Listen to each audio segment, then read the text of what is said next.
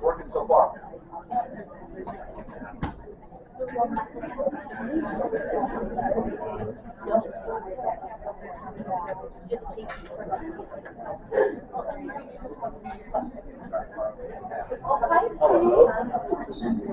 Okay, welcome. How is my voice in the back? Mr. President, can you hear me okay? I'll start to wane. It's been a long day. Start to lose my voice, my old teacher voice. Let me know. I don't think Kristen.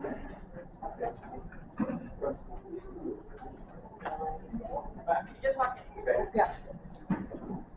Kristen, is there a microphone by chance? If not, I'll do my best. I don't have a booming voice. I actually prefer handheld, but it doesn't matter where we got. I got both. But we'll get started just in case. Thank you. Thank you for being here. My name is Steve Hogan. I'm the Director of Planning and Boundaries for Granite School District. And, oh, no, okay. We're cooking.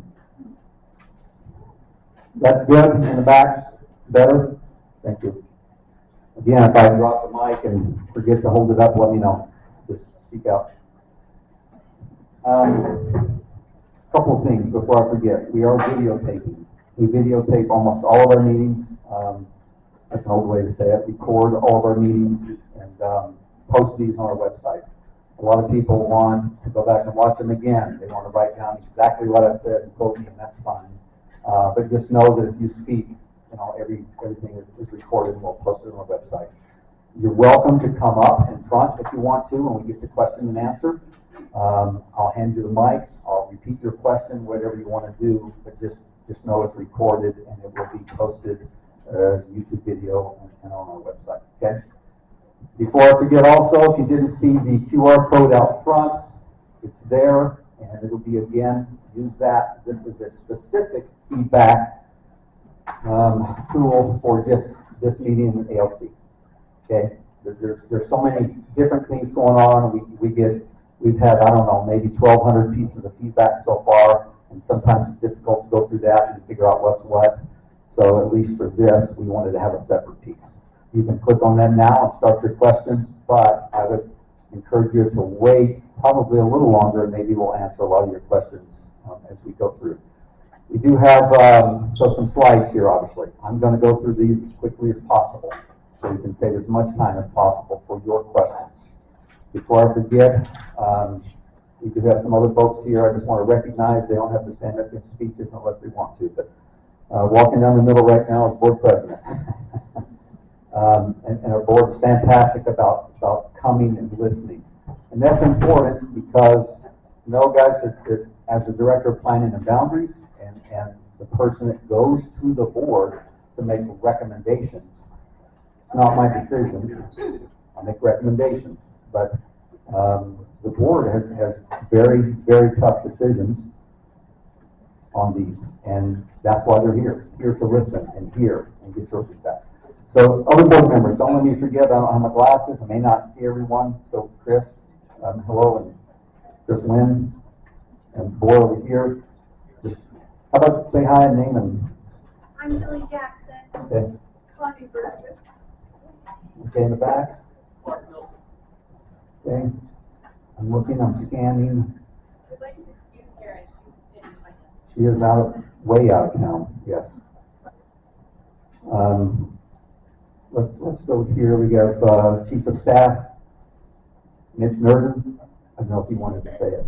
So we have some other staff here. Tammy Wright is part of our curriculum and ALC specialist. Kyle Anderson, also one of our content specialists, and I'm going to refer to them. They'll go over a couple of slides. Noel Converse, Director of Curriculum in Granite District. Leslie Bell, Assistant Superintendent. We have Rada back there, one of the area directors. Missy McQueen, a principal. Kristen Gagan here from Morningside. I'm missing, there we go. I don't want to feel like a takeover, a district takeover, but I want you to recognize who's here and how important this is that all these folks are here. Okay?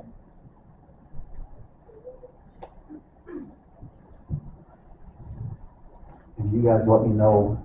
Up here, Gaina Breeze, Darcy Williams, administrative assistants.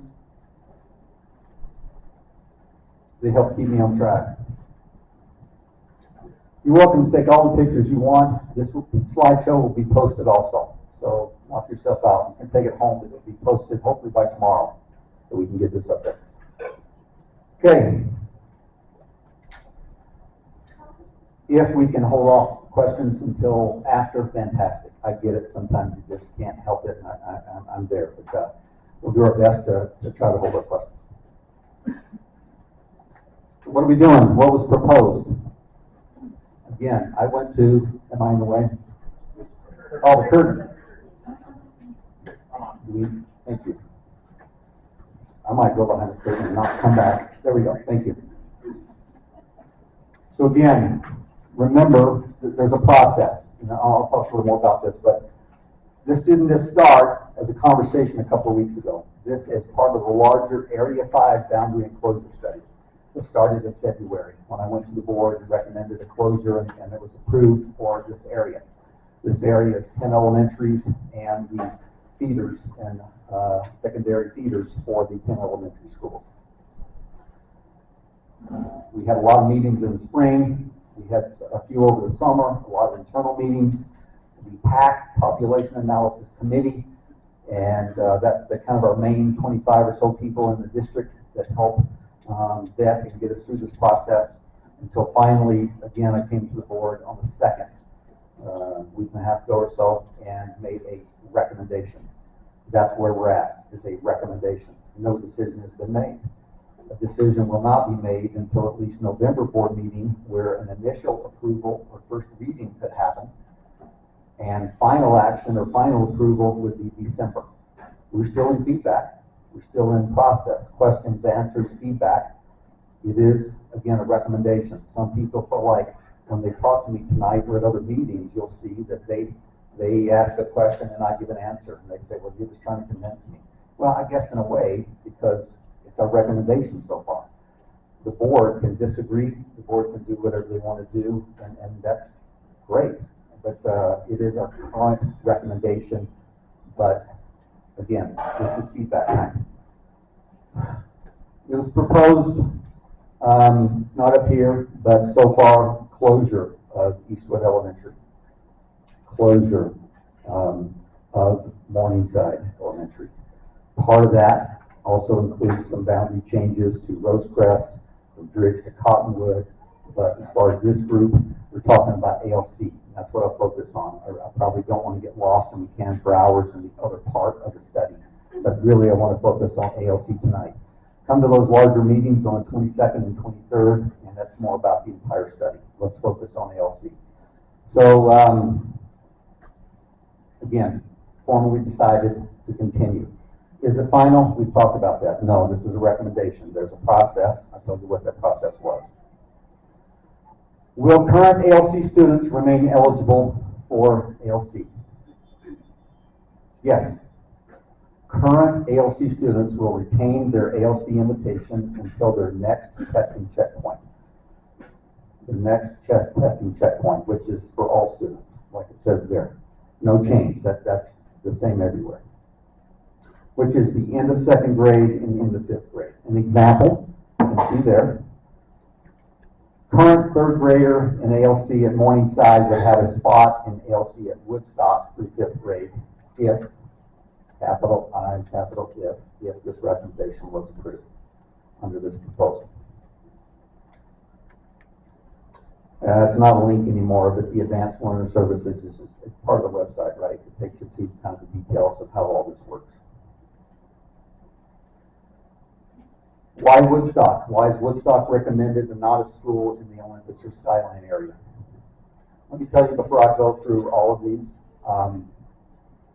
no matter what recommendation we make, no matter what conclusion, there rarely, if ever, are perfect solutions. There are trade-offs, and we try as a PAC to recommend to the board the best solutions possible. Can we have some what-abouts or yeah-buts? that we can talk about up here? I'm sure we can. And any reasonable person could look at some of these and say, yeah, but that just doesn't make sense, or I don't think that will work. Okay, let's talk about that. Or give us your feedback. That's what we're doing here. And in the end, after the board makes a decision, could there still be on your list of pluses and minuses, pros and cons, some whatabouts, and dang, I don't like that? Very possible. In fact, I'd say likely in some cases. I've been doing this 12 years. I've had one study in 12 years that I've joked about a lot that nobody disagreed with. That's because it was one street and 10 houses, and everybody sat down and we talked, and the board approved it, and everybody was happy. That was a great one. I remember that time. But it's just the nature of it, guys. With this many people, and these are big changes, and know that as much as I joke a little bit about these things, we know they are serious changes, and they impact your life. They impact your daily routines. They impact the reason you chose to move in certain places. Your preschool, your daycare, 18 other things. These aren't decisions that the PAC takes lightly. I promise you. Know that we know that. It probably doesn't make you feel any better right now. I know. Half of the qualified ALC students on the east side are already at Woodstock. Duh, you know that. The programming and culture are already in place. That sounds like a vague thing, but it's a big deal. Culture of a school. You can take a program and place it at a school, and that school and community and teachers and staff and everyone still have to decide if they're really going to accept it, integrate it, have it become part of the culture of what they do and what they value at that school. I can't overemphasize that with almost any program. That is especially the case with ALC. There's a culture there, just like there is here. It's been here. That culture is so important. Again, not the only thing. I don't think in any of these bulleted lists that I show you that it's any one thing. It's a combination of things that are important. The PAC feels like it would be the least disruptive to the most students. Is it going to be disruptive? Yes. Could it be more disruptive if we move both schools? I mean, I've heard that. Well, let's don't have that Morningside or Woodstock. Let's move it somewhere more centrally located. Possible? Possible. Not as likely. Again, for those reasons. And I can come back to this. Woodstock, yes, we know. About a 10-minute drive from here. The facility, I put that down. How many people have been to Woodstock? Okay. It's a newer building. I mean, we have great facilities. And there's a lot I love about this building.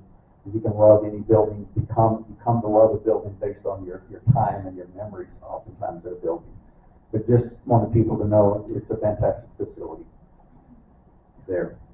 I'll come back to that, and I'm sure you have more questions about why. But in the end, it's least disruptive of the options, and there's already the culture and everything in place there.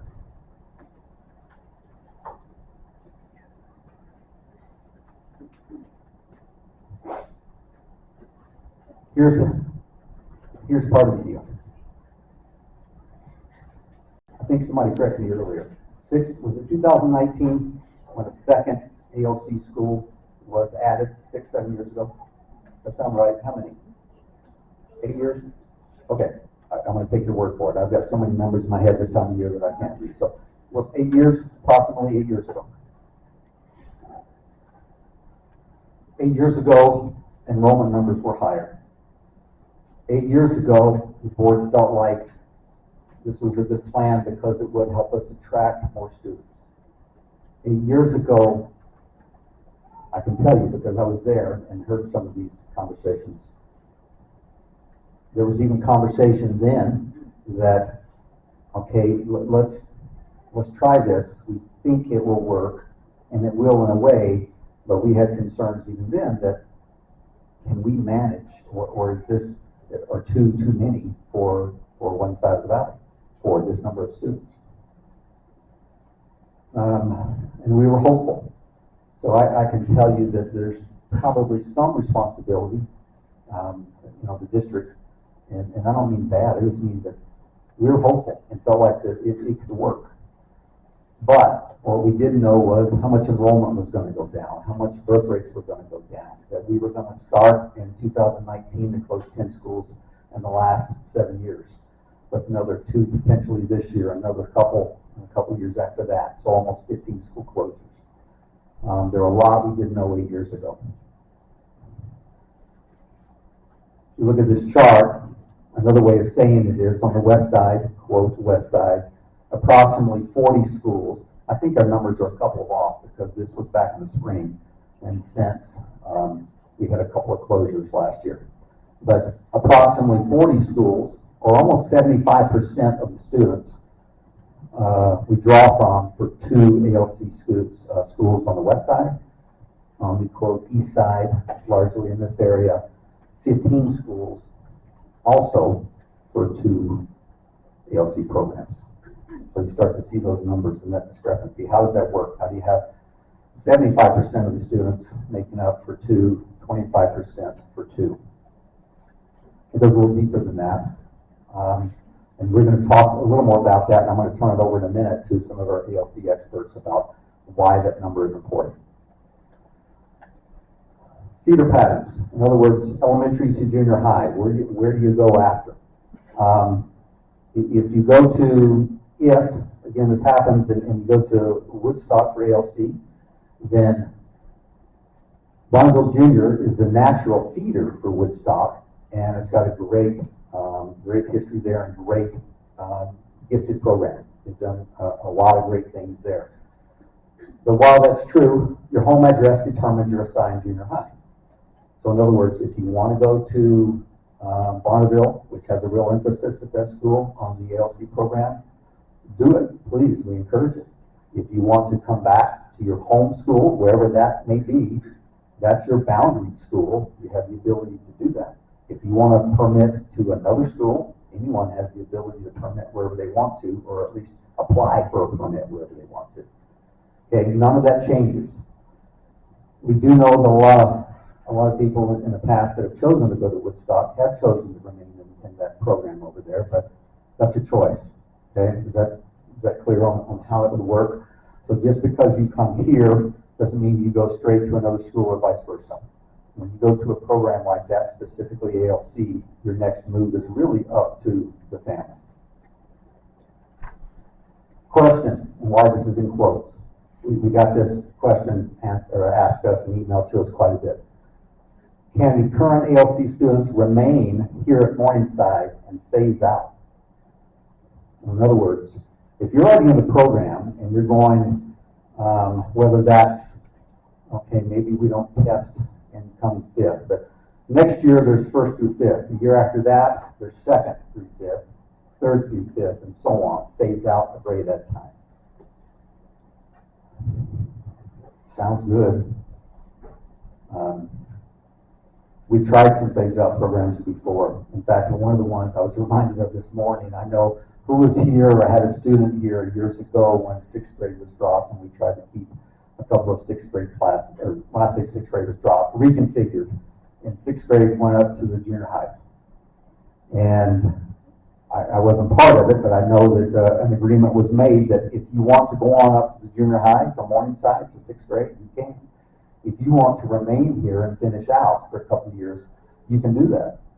And my memory was, I think the first year there were 16, 17, 18 students in that class. And that's hard enough. The year after that, there were scheduled to be 5. Because people just make decisions that's best for them. And so after, pretty quickly, the district saw that and just made the, quote, executive decision to say, guys, this just is not tenable. We're going to move the students up. We've had quite a few experiences with attempting phase-out programs before, and that's pretty typical. Whether it's, quote, grandfathering from a boundary change or program change, quote, phase-out programs are hard, and they're typically not very successful. So the PAC so far is recommending do not do that. Again, if you have other ideas and tell us how it's going to work, we're open. And that's why the feedback is up there, and we want to hear it. Maybe you're thinking of something that we haven't thought of, and I'm always willing to entertain that. So, fiscally responsible, it just means that, you know, if we're going to have a teacher that has 10 to 12 students in a classroom, and across the hall, another teacher has 29, 30, 31, we have to balance those needs across the district. And you do have some loss of program integrity, meaning classrooms were designed, curriculum is designed, collaboration is designed, problem solving, group work, we're designed for larger groups in general in education. Doesn't mean you can't have fun with 5 kids on occasion, but it's really hard to run a classroom actually with 5 students. And in fact, again, history tells us whenever we get that small, parents typically pull their students out and take them somewhere where there's more. Kids don't typically like it, quite frankly, the ones I've talked to. So, anecdotal. How does admission testing work? Should I turn this over to Kyle at this point? Is this one of yours, 910? Sure. Yeah. Please take it. Hey, just real quick, I'm Kyle Anderson, work at the district office. I'm new to this department, just started this school year. So learning some things and participating as well. Also, not new to the world of education. I was a teacher and principal of Rosecrest down the street here from you guys. So that's who I am. Real quick, what this slide says is, how does our testing work? How do we make sure we have the right kids tested to determine if they should be in an advanced learner program, and then what do we do for testing? So we take recommendations from parents. If any parents contact us or their school and say they want their child to be tested for the advanced learning program, they're on the list. Then we ask teachers to recommend students also. So the list grows there. And we ask them to look at all kinds of different data points, both numeracy, literacy, problem solving, all kinds of things. And teachers make recommendations. On top of that, we have our assessment department run some numbers. Here's where we get a bunch of different data points. They run some numbers and they pull the top 15% of students, in this case on the east side, and they add those names to the list. So now the list is pretty long, and that's good. We want to capture the biggest group we can who might be appropriate for an advanced learner program. So then we do the testing. At the end of kindergarten, for the advanced reader program, we do the COGAT, that's the name of the test, cognitive abilities test. We do the sub-test, 2 different tests there, the verbal and the nonverbal. Then at the end of 2nd grade, to go into 3rd grade, we do the COGAT test again, verbal, nonverbal, and we add the quantitative. And that's developmentally appropriate. As kids get older, we can do that test and get their scores there. So here is a very busy graphic, and these slides will be available to if you want to look at it closer. But the point of including this in tonight's presentation is to show the Advanced Learner Centers, the ALCs, where your students currently are, is really designed to capture the students who have the most significant need for a specialized program. Right? It's different than, say, an honors program, an honors class at a junior high, where we might say, anyone who wants to enroll in that, go ahead and enroll in that. If that's something you feel for your student, or you feel as a student yourself, go ahead and enroll. That's honors.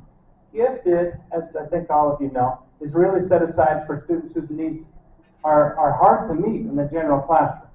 Right? And so it's the small piece of the big triangle there at the very bottom.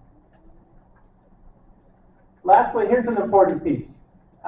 Each elementary school in Granite has a continuum of services to meet different students' needs, right? From students who are really struggling with behavior academics to students who are somewhere in the middle to our high-functioning students. We have a continuum of services. And within there, every school addresses students who are gifted if they're staying at their home school and not in the ALC. But specialized academic school groupings like an ALC really should be the top 5% of students in that environment, in that area, the top 5%. That's part of our district's written guidelines. is the top 5%. So in recent years, we have invited up to the top 20% of students in order to fill a class. So that's saying that we've dipped a little bit lower, right? We have all the students who've tested, we have them ranked according to those scores, we've gone as high or low, if you want to say it, as the top 20% of students to invite them. Here we just stuck an actual example. This is our most recent. So this is real data for our current third graders on the east side between both east side programs. Shows them for the example because they're the most recent. I know it's kind of small, but the yellow would represent, here's the whole population, the yellow would represent top 5%. That's who should be in a gifted program traditionally. For the third graders currently, we went to 9%, the top 9%. So not quite double, but almost double where our guidelines indicate we should go in order to have an ALC class. So students with great abilities, high functioning students, but we're not keeping it to the top 5% according to our data that we have now. And that one, we pulled that one just so it's a real and a current example. That's 9%. Like the slide shows, we've gone as far as 20% in order to keep the classes full. Thank you, Kyle.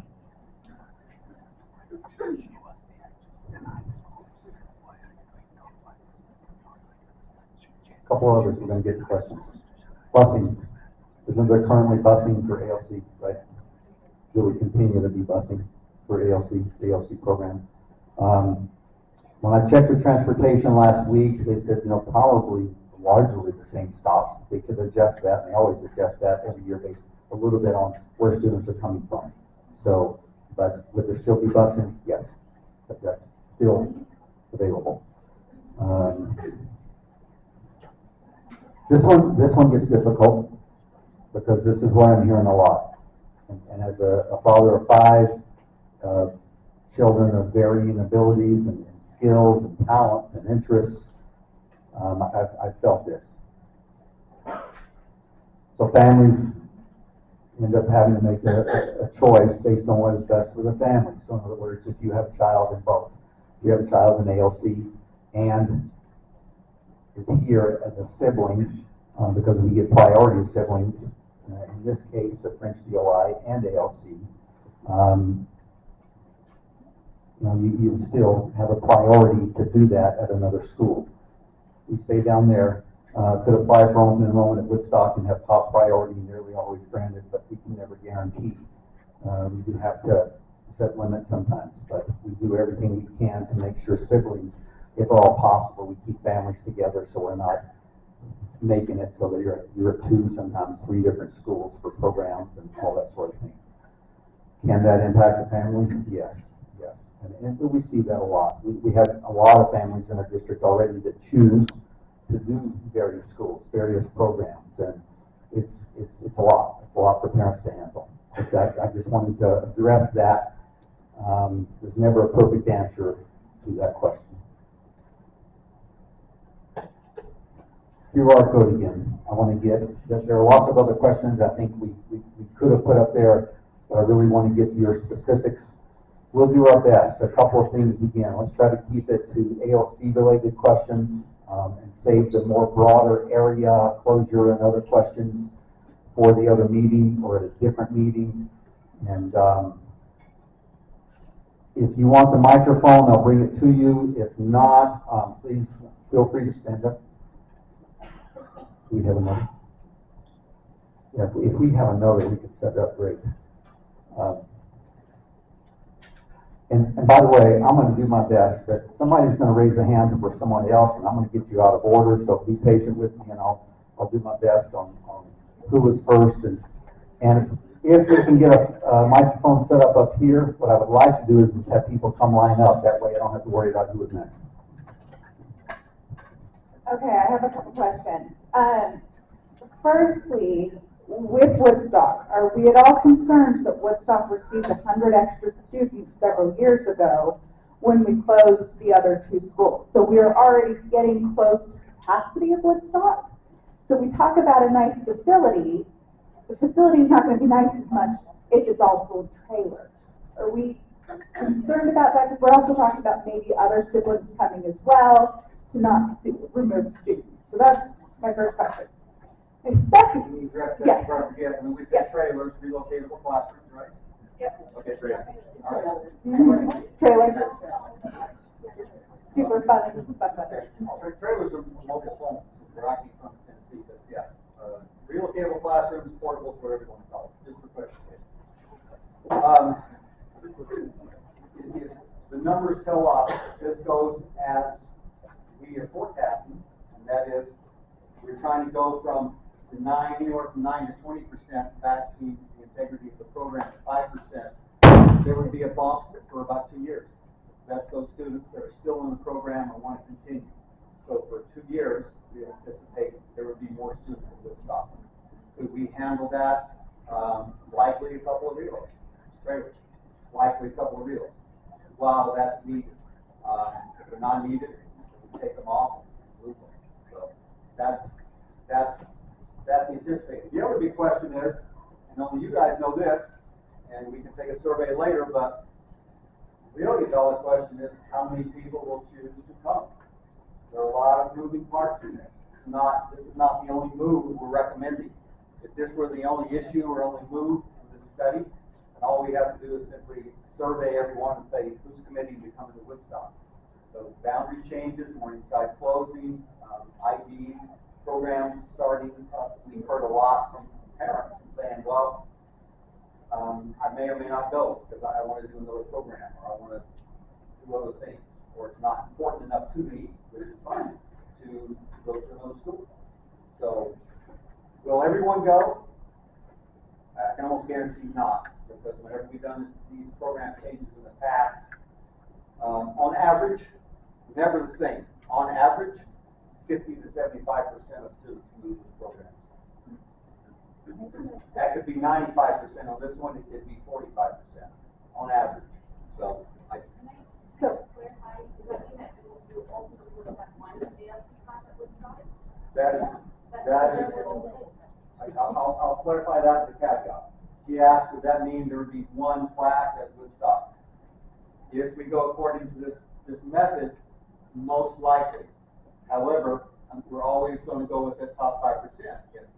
If there are more students that test and more students that say, not only did I test to get accepted, but I'm choosing to go, then we'll make room. We'll make that work. We haven't seen that over the years. I think we have about a 60 to 65% acceptance rate, right? So of those that qualified and were accepted, only about 60 to 65% say, I'm going to do that. So there are a lot of factors there. so my other question is, presumably, when we have that percentage, that 4% who would otherwise be in the ALC group that are not, presumably they would go into the gifted clusters would be the assumption. Now, my question is, on that, is there also going to be a bolstering of availability at the home schools, additional resources for IEPs and 504 resources? Because one of the nice things about the ALC program, where I feel it just differs from the cluster programs, is you have a higher incidences of autism and ADHD in these classes. You have teachers who are equipped with handling 2E students. You have a school that is equipped with having these accommodations just already in place. Are we going to be bolstering those accommodational resources to the home schools that now have a higher incidences of ADHD and autism in their classrooms in these cluster groups that would otherwise go to the ALC program?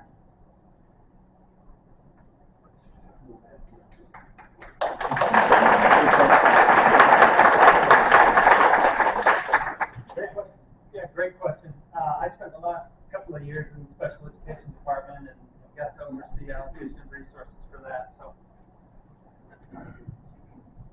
I spent the last few years in special education and got to oversee the allocation of resources for different schools. So yes is the answer to your question. If we have more students who have needs, 504s, IEPs especially, if the number of students at other schools increases with those needs, the resources do follow them. If that means additional teacher support, those things do follow along with the number of students.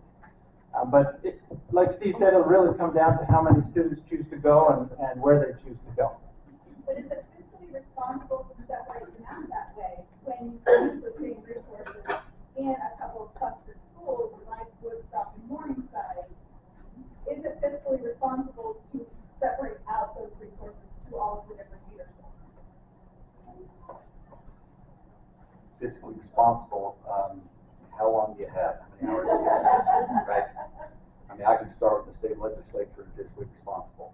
I can start a lot of places. And let me just answer this question now. Is this working in the back? Okay.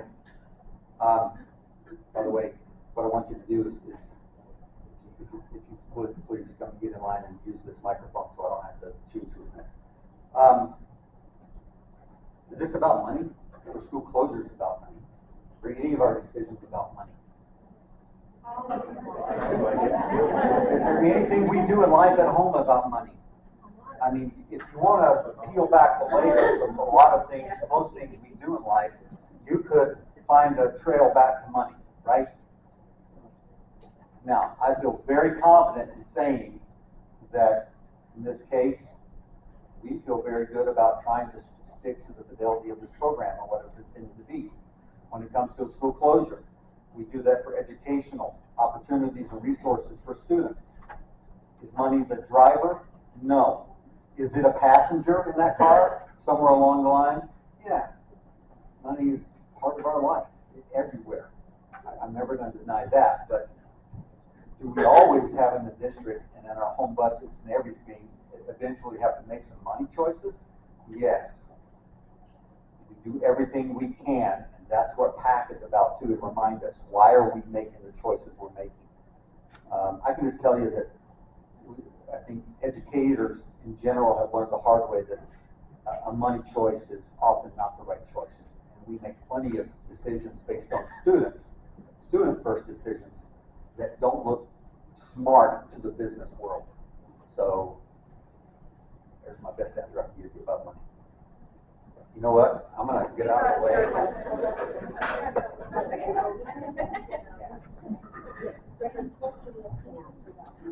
So thank you for being here. I'm a parent of 3 ALC children and have 14 years experience in the ALC program. Just to kind of tell you where I'm at, we found this program to have a home for our children. You know, they've really excelled. If I could say one word, it would be transformative for them. And so to utilize our time really well tonight, we've come together as Morningside families to really focus on 4 questions. I'm going to go ahead and hand this to you here because we really want some. Are the answers on here too? Yes, the question. No. We really want some clarification and some, you know, some real good data points on how really this alignment happens with the goals of the study. So I think the first question we'd like to ask is, how does the recommendation to close Morningside Elementary as a boundary school while turning it into a K-5 French DI school align with the stated objectives of the boundary study? You know, most specifically, you know, the current utilization rate at Morningside is about 87%, and the projected utilization rate at Morningside for the next school year would be about 41%, right? And so we would like some explanations as to some of how that analysis occurred in relation to your final decision. Okay. Yeah, great question. Again, I'm having to give you some broad answers because we can get into the weeds here a little bit. But broadly speaking, if you remember the slide, and you'll see it again next week or the next meeting, that talks about the things that are considered by policy in a boundary study or closure. One of those we look at is building utilization. One of those we look at is enrollment, current enrollment, future enrollment. You're right. If you looked at this school and said, holy cow, what's wrong with the enrollment at Morningside? Nothing.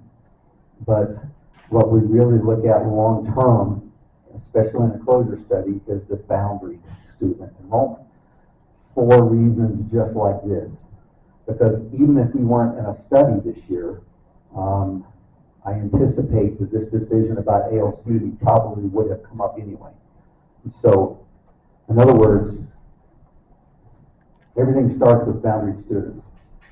If you take ALC out, how many students do you have?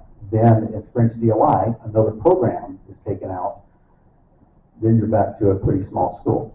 Don't say we always do that, but the foundational piece is boundaried students. Then we, of course, look at how many students permit in. So I'm going to say this, it's going to sound like I'm talking out both sides of my mouth, but we have decades of history, especially at Wasatch and Skyline, almost half of those schools coming from outside of the boundary. But that is why those schools were rebuilt, is because we have so much history and no indication that that's going to change anytime soon. And so if you say, Steve, well, what about those schools? They have fewer boundaried students. So that's where it starts.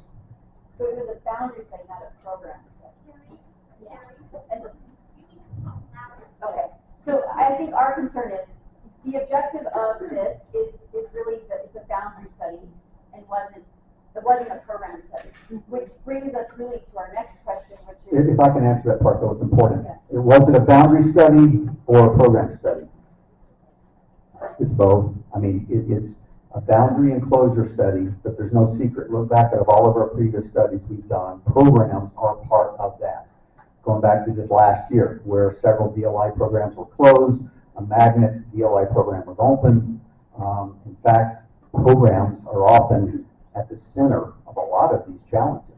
So, But did you fully evaluate the ALC program? Did you, and the impact on the current student population? Did you study that fully? Because I feel as Morningside families, we feel that needs to be more thoroughly investigated, that this decision was quickly rushed into, and it needs a more proper due process in that study. quick answer. I told you this started about 8-9 years ago, and it only was about 4 or 5 years in where we, as a district, started to notice had some concerns. So, quite frankly, the most honest way I can say this is probably would have come up sooner, quite frankly, if not for we knew this study was coming. We would rather not make one change with ALC 2 or 3 years ago. We want to try to make all of those changes at the same time if we can. It makes more sense that way for us. And was it ever studied to bring Woodstock to Morningside? Yeah, and I went over some of that, some of the reasons why.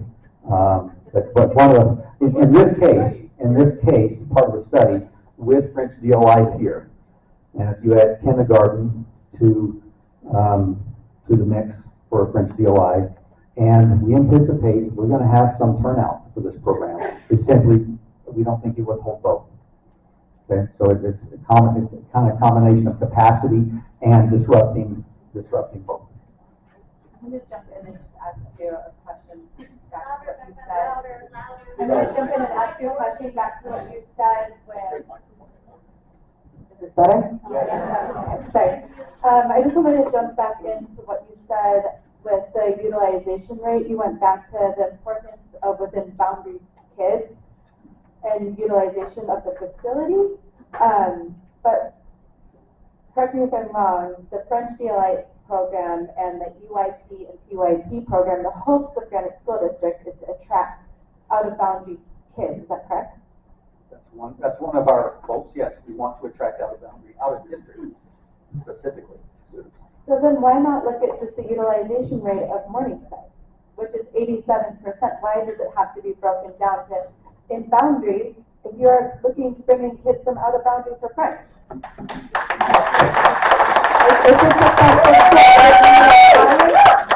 Enrolled schools in the 10 that you studied in Area 5, 87%. And we're all already here. And maybe you can get open next year. You want to bring It's in a fiscal out and of district financial schools. thing. Look at the success of just what the program does. You're trying to bring in students from all over. We're doing that. Sorry, that's... Great question.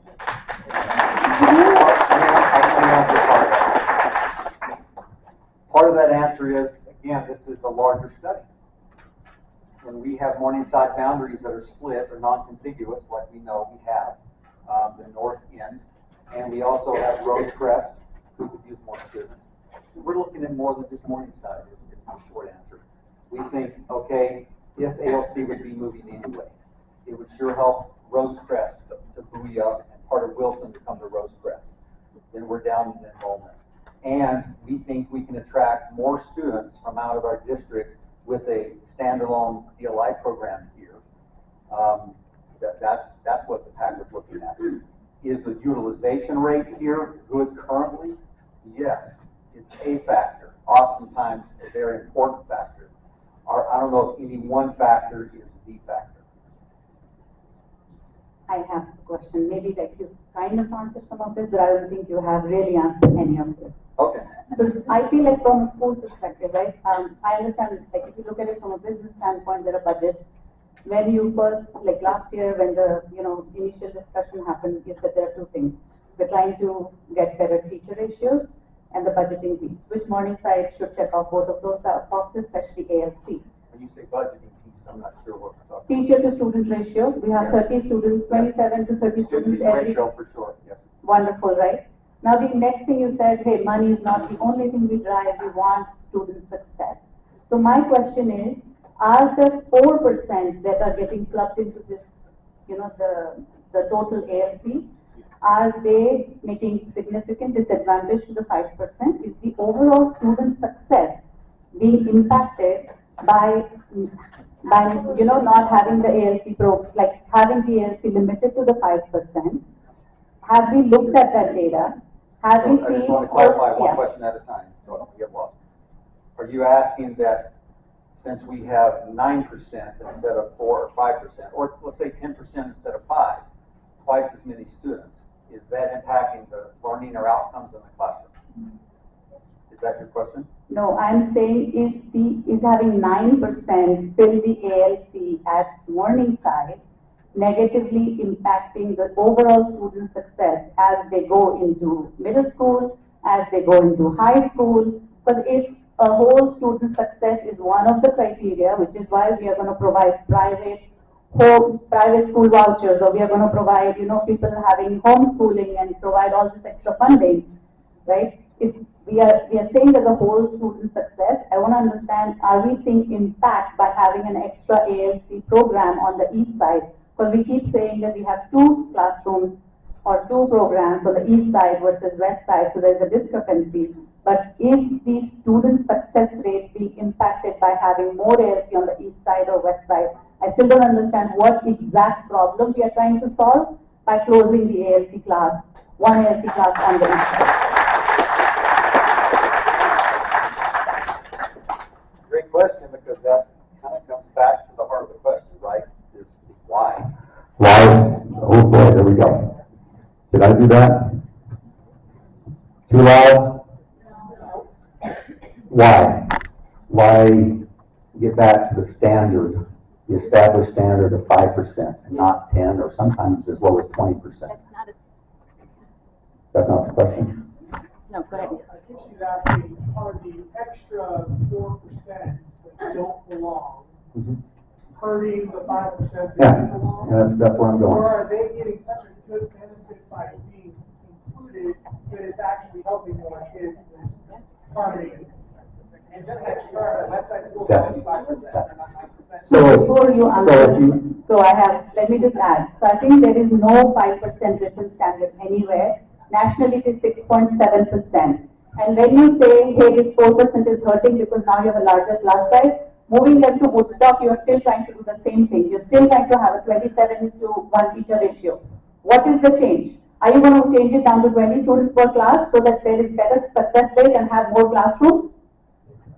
the numbers, if you do the math, the numbers of elementary students in this area indicate that 5% is closer to that 25 to 30 students a classroom than it is 60 students a grade, I should say. 25 to 30 students a grade instead of 60-ish a grade. It's just a number. How does it affect differentiation in a classroom? If you're truly gifted,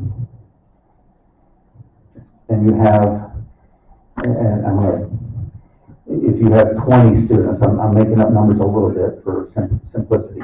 If you have 20 students in that classroom that are truly gifted and 10 that are not, and you have to spend extra time or do different projects or different things to bring the 10 that are good, conscientious students that have great structure and sometimes can see rising tide lifts all ships philosophy, but yet the gifted are not getting what they're supposed to be getting. Oh, come on. You have evidence for that? Where's the evidence? Okay, we got to go one at a time, okay? Okay. We can have that meeting later, but let's go one at a time. Okay. So. How many students you have to invite on the west side? Right. Let's stay with the questions here, and I'll answer all of these, and I'll even stay later if you want to. I just have a couple of comments more than questions, and as far as what you were just saying about those really star students who are doing so well being held back by potentially those lower 4%. I have a twice exceptional autistic ADHD child who's been in the ALC programs for years. He's probably in that top couple of percent, but he needs some extra help too. So just because you're going to get that top 5% that you want potentially doesn't mean that all those kids are star students. You're going to have a lot of autistic and ADHD kids who are going to, you're not getting perfect little students who are going to sit there and listen. Everyone's different. Everyone has different kinds of needs, whether those are special education IEP needs or, that 5 to 9% special needs. You can't cherry pick perfect children out of this. Second of all, as far as the comments about getting IEP supports, I've interviewed several schools getting IEP supports for my child. You're legally required to say everything that you said. So while I appreciate that you said it, it's just like reading a lawyer's book. That doesn't mean that we're actually going to get it. You're legally required to say we will meet the goals in your IEP. But whether or not those teachers, like the ones here who are used to working with those twice exceptional kids, are going to get that the next year, those teachers have been trained in working with those kids in those twice exceptional situations very well, and you can bring in some other teachers and say, we're going to meet your IEP goals, but those teachers aren't used to doing that. There's going to be a few years of some growth and some struggle for those IEP kids. There's going to be a few years of growth and struggle of Woodstock being cramped as trailers. For everybody who's got a second grade or less student in ALC right now, there's not a whole lot of reason that you're telling me why we should continue through the next 3 years, because it's going to be rebuilding years. Kids with IEPs are getting screwed over. Kids that are going into Woodstock are going to end up in trailers. And then my final comment is just about the buses. I live by Rosecrest. I live on the edge of Granite School District near Highland Park Elementary. My twice exceptional child needs therapy multiple times a week. So driving to a far school, I drive back and forth here 8 times a day, picking him up for therapy, bringing him back. I have a second child who's also here. I'm driving back constantly. Sending him to Woodstock when I live on 27th South is just ridiculous. So I automatically just logistically have to pull my second grader out because that's not practical. So if ALC has a higher incidence of twice exceptional kids who naturally are going to need therapies or outside programs, making those families have greater commutes just automatically kicks all of those kids out too. We have other needs that aren't necessarily met. Ones that I have talked to you specifically about getting in the school that have yet to be met. So and I tried to get my second grader on a bus so I could meet the needs of my twice exceptional child. The closest bus to us while we're on 27th South is Evergreen Junior High, which is about a mile walk for my second grader on his own. So that's really not a help at all. And when you say busing that's available, it's really not. Because I still would have to drive him to get to the bus. So I might as well just drive him to school.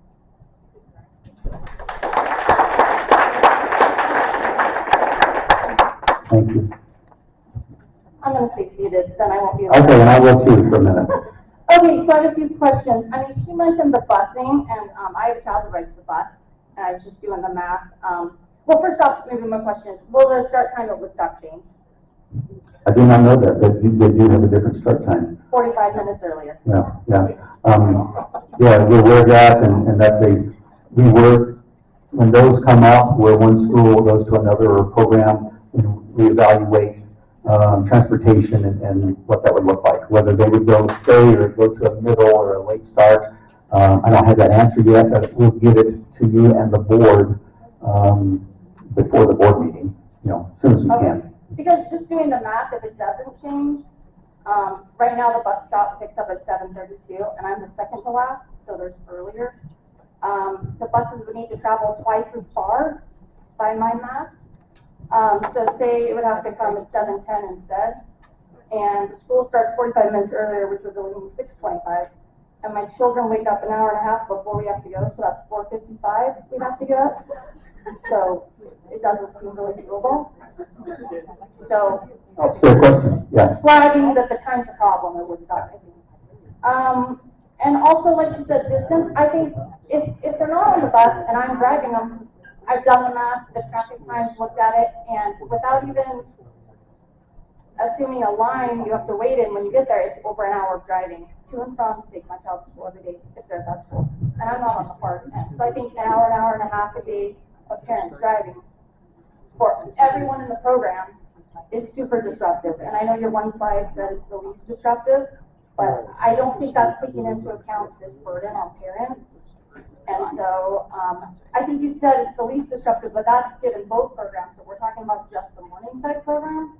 Correct, I was referring to both. Both. Everything combined. So if you're just talking about the Morningside program, I think moving into Woodstock is one of the most disruptive choices. If you consider the other options of a closer school or a phase out. And my question on the phase out too, I mean, you don't want to do that because historically it hasn't worked in other situations. If we could get a parent commitment, if parents would commit and sign papers and say, we will stay for the next 2, 3, 4 years so that this program works, would you be willing to then consider a phase out? That then accomplishes the goal and it doesn't risk the misuse of funds like you mentioned. Sure, anything is still possible. Again, it's still a recommendation. This is why we're taking feedback, and we would look at that. But does that fix the problem? Does it fix it? No, because we've had commitment letters signed before, and there's nothing binding about that. When we get to the point, and because people now, and just being as honest as I can, my experience has been when they know there's something, there's skin in the game, most everyone says, I will stay. Right. Next August, when school starts, all of a sudden, another third, for whatever reason, they're choosing not to. Don't know if that'll happen here. I'm just telling you history and experience with programs and commitment letters. Yes. I guess what I've seen is with I've had 3 children in the program, and that the classrooms do stay very static. People want to be in the program, and I've seen the same kids follow the classes year after year. So I think it's a different situation, and I think that we have a really strong core group that would stay. So just want to share that data with you. No, it's great. I would love for all that to be right, because I believe this is a strong core group, no doubt. And just one question on the slide. The pie chart, was that Morningside's 3rd grade, or was that all? That's the all of you side. Do you have Morningside's 3rd grade? Not right here, but we certainly could. So you don't know if it's the same? Good thing to have. Yeah. The west side. Yeah, and is the west side similar to that pie chart? Don't have the numbers right now. And the percentage that you're Yeah. on. And we haven't been evaluating the west side, quite frankly, but you'll see, my guess is you'll see differences, just because sometimes there are differences in not acceptance, but of those that are accepted to the program, how many choose to go. Historically, we have a higher choice rate, if you will, on the east side. So in other words, a higher percentage that are accepted come to the program. That's not always the case, but that some factors like that are in play. Could you send us the pie charts for each school? We'll look that up and see if we can find a way to get some of that out. I think just a related comment. Just my final comment is that I feel like relocating to Woodstock is a geographically impossible thing for a lot of parents. And I think that ultimately you're going to get an ALC school for the kids on the south side. And you'll end up with the top 9% again, because people on the north, like I mentioned, busing, driving, it just makes it impossible for us to attend. And so I don't think you're gonna get these numbers you want because you're just creating a situation that can't fill in our needs. So I foresee that one classroom that remains to be the classroom we have today at Woodstock. So Which may be their ultimate goal. That's what they want. that was my only comments. Thank you. Thank you. Great comments.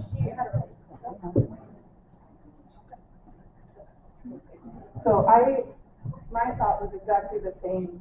We're coming from the edge too, and you're gonna get the top 5, you're gonna get the top 3, you're gonna get the top 1% on the edge, and it is so far away. It's so far. And I think a lot of people are the same. I have more than one kid. I have 4 kids. I'm gonna have 4 schools next year.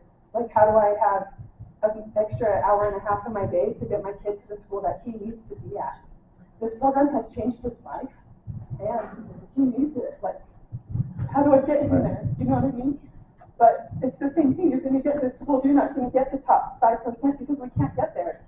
When you look at the map, you look at the west side, those ALC programs are centrally located to the schools they're serving. Woodstock is not centrally located to the schools it's serving.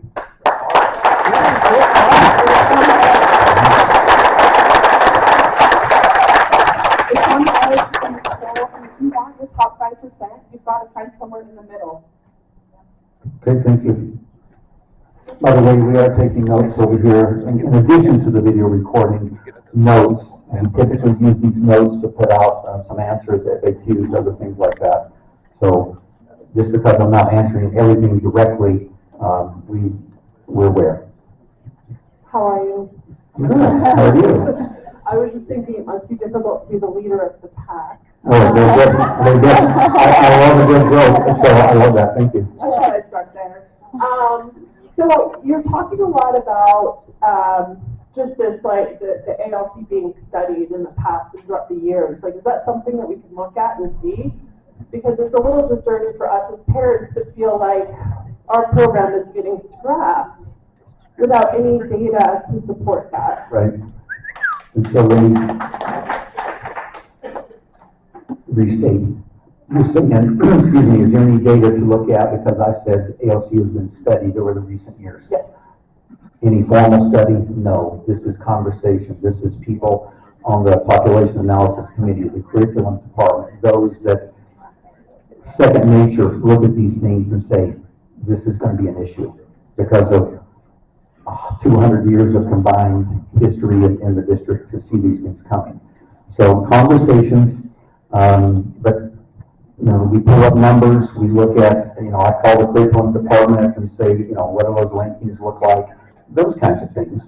But I mean, you can. But there haven't been any real case studies on the kids that are in the program that are thriving with this curriculum that's only meant for the top 5%. Like, they're all doing really well.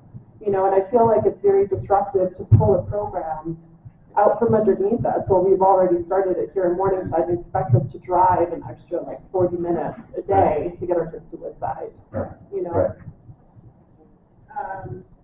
I've got more. So where is this 5% number? Because I think we've all kind of read the Gifted and Talented Handbook, but we've never come across a certain percentage point for the ALC program. Where is that? It's in our district guidelines, top 5%. Okay. Part of district policy guidelines. Yeah, no, I know. We were looking for it. We've heard about this luminous number, and we're like, where on earth is that number? So, just talking about the study of the ALC, do you think it would be fair for there to be a formal study of the program before just deciding that we're going to take a full class outside of Morningside? Oh, well, yeah, cohort at Morningside away. In your feedback, tell us what you think that study should look like, what would be included in that study. I mean, I've heard a little bit, hey, how does that other 4 or 5% go? Yeah, I think if we can come up with a good game plan for what a fair study would look like for that. So submit those questions and we'll certainly look at it. Yeah. Is it going to be hard to do a long, in-depth research study in the next 6 weeks? Yeah, probably. So we should table it. We should table it. Maybe it's not a study for right now. Maybe it's a study for next year. Right. Take a look at it. Fair enough. Yeah. Fair enough. All right.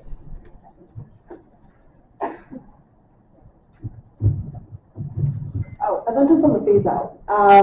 So the French program, from my understanding, can really only start that program kindergarten through second grade. So you're going to have grades 3 through 5, those classrooms empty at Morningside. Is that the plan for those classes, just to stay empty as that program grows, or would a phase out? So for French DLI, Yeah. I mean, all the students would remain that want to remain. For sure, but you're First talking through about 4. adding more classes there, correct? Adding kindergarten, because we don't have kindergarten currently in Yeah. that program. But all the rest of them, we hope to stay and add Oh, so more. there would just be 2 French DLI classes there? And a kindergarten, And what was that? and another kindergarten. Oh, and another kindergarten. Yeah. Okay, so we're taking out traditional and ALC and just adding a kindergarten class here? Adding kinder and we believe adding to the program overall. When we have we have a little bit of experience now with last year with the Spanish DLI magnet school. Yep. That went from Valley Crest to Dos Mundos. They had similar numbers, and right now they're at about 450 students. And so we've seen with the marketing and with an emphasis on one thing at a school, we've seen success. And so, you know, I wish there were guarantees. Will that be 350? Will it be 450? I don't know. I don't have that crystal ball. And you're but talking about out-of-district kids, right? So you're going to displace tax-paying Granite School District families so that you can attract people from outside the districts? we want.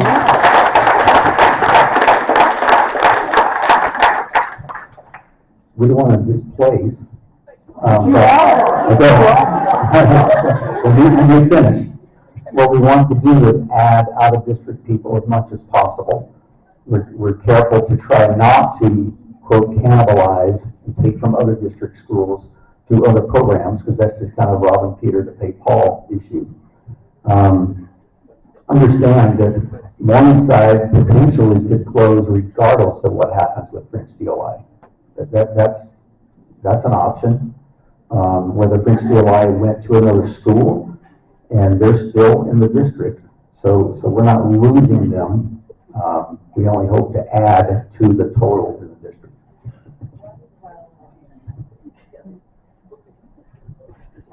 Thank you. Hi. Hi. If I ask a question or give a comment that feels a little bit too granular or nitty-gritty, I am totally okay with you passing the mic. I'm just going to give a glazed over look and try to ignore it, but I'm kidding. I'm going to point to those guys. Yeah, I would love to get. And before you ask it, I'll just say this, in regards to testing, and because you can get in all kind of weeds into the testing, we may have to delay some of those questions. I'll answer them, but what I want to focus on tonight as much as possible is about the potential movement of the program, but go ahead and we'll do our best. Absolutely. And first of all, I appreciate everybody being here tonight to gather and to propose solutions, to add metrics to the ones that you've already considered. I appreciate your patience catching us all up on the hard work that's been done for the last several months and all the metrics that you have considered and all the data that has been considered. My first question is, given that there's one recommendation and not options to choose from for the board, does that reflect your confidence in this specific solution as the best? Like, why aren't there other That's a great question. We have had years where, in fact, a lot of years we've made this recommendation in the summer, usually around July. And in those years, we have sometimes had multiple options. You can call them recommendations, but options. Option A, B, or C. Tweaks on every one of them. Because we were making this recommendation and felt like we wanted more time to study, we went ahead and narrowed that down to this is the recommendation. That doesn't mean that we can't come up with options and variations on this recommendation. It just means that we don't have so many options. The more options you have later on the process, it just gets more difficult. And so our thinking was, we're doing this September 2nd. We only have a couple months to really make a decision. We'll start. This is our recommendation. Can that change? Yeah. Yeah, that's what we're saying. Okay, so it's open to bloom and expand into other options that we can give feedback on. Sure. When we say other options, within the study area. Right. And schools that have been part of the study already and we have talked to, I can't jump to West Valley and say, oh, guess what, you're part of this. No. But other options within the study. Correct. And yes. Off of this current recommendation. Yes, that makes sense. Okay. So I just want to add a human element to my piece of data that I'm going to say, and I appreciate that a lot of the PAC recommendations are future-oriented and looking long-term, maybe getting results for when, we don't have kids in the schools anymore, and I appreciate that, that foresight. A lot of the things that our community is talking about are things that would continue to benefit our students in the shorter term, and I appreciate that there's a tension there. I have a piece of data that kind of spans both of those. I had 2 students accepted into Canyon Academy earlier this spring before we knew what my daughter's test results were.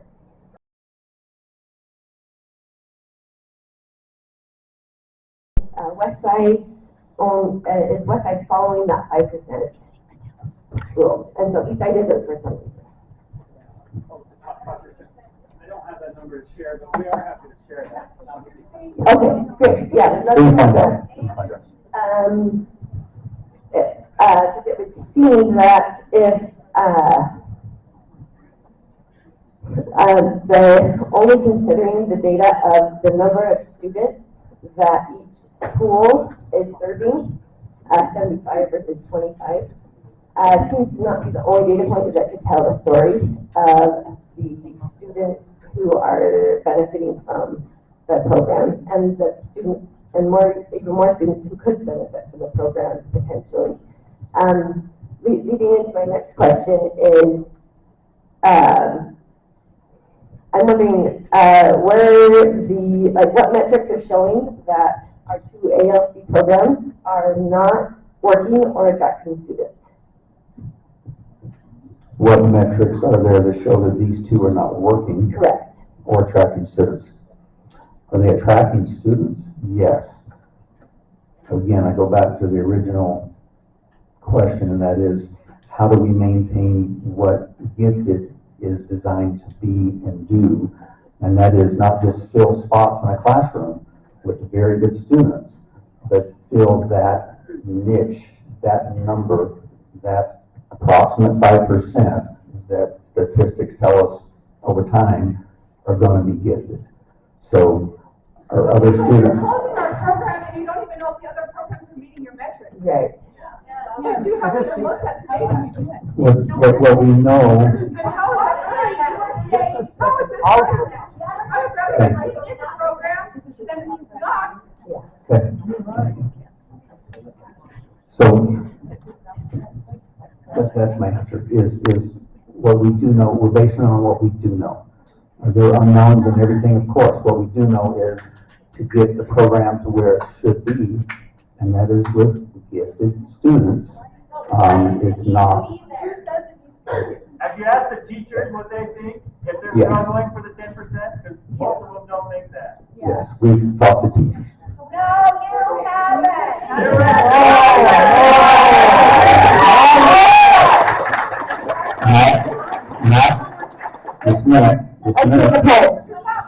This minute, not all teachers, I haven't talked to you, but we've talked to teachers. And I've talked to ALC teachers in this school.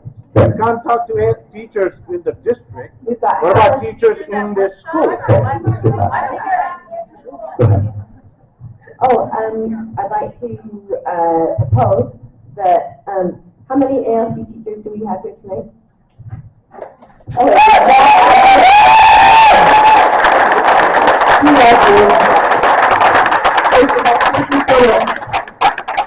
That reflects about half of the Eastside ALC teachers.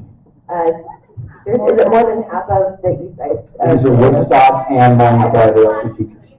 Okay, I'm so glad you're here. If you're comfortable, please raise your hand if you have noticed a problem with the kids in your class not being gifted. I'll let them raise their hand if they want to, but I need to say this. You're asking teachers to do a very difficult thing right now. And that is to say something that is disagreeable in front of everyone. Okay. Okay, so if they want to answer, that is up to them. That is fair, and I appreciate that caveat, and that is very. Oh yes, how many have been asked by Steve for input? Oh, sorry, I have not been. Zero. Now, I didn't say I talked to these teachers, okay?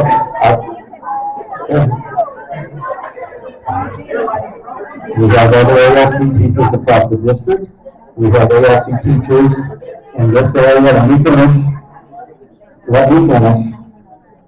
We have ALC teachers from these two schools that have, in fact, taught the ALC department. So I'm not going to put them on the line. They just happen to not be here, is that right? Or they just chose not to raise their hand? Four faces. Okay. Why is it there four and five? Yeah. It's designed to not be a cut score. In other words, if you meet that threshold, I'm just telling you, you asked the question, I'm telling you. The way it's set up is it's not designed to be a cut score, it's a percentage rank. And so that's why. Score 99 and you're only taking one, then you're not doing them justice. Yes.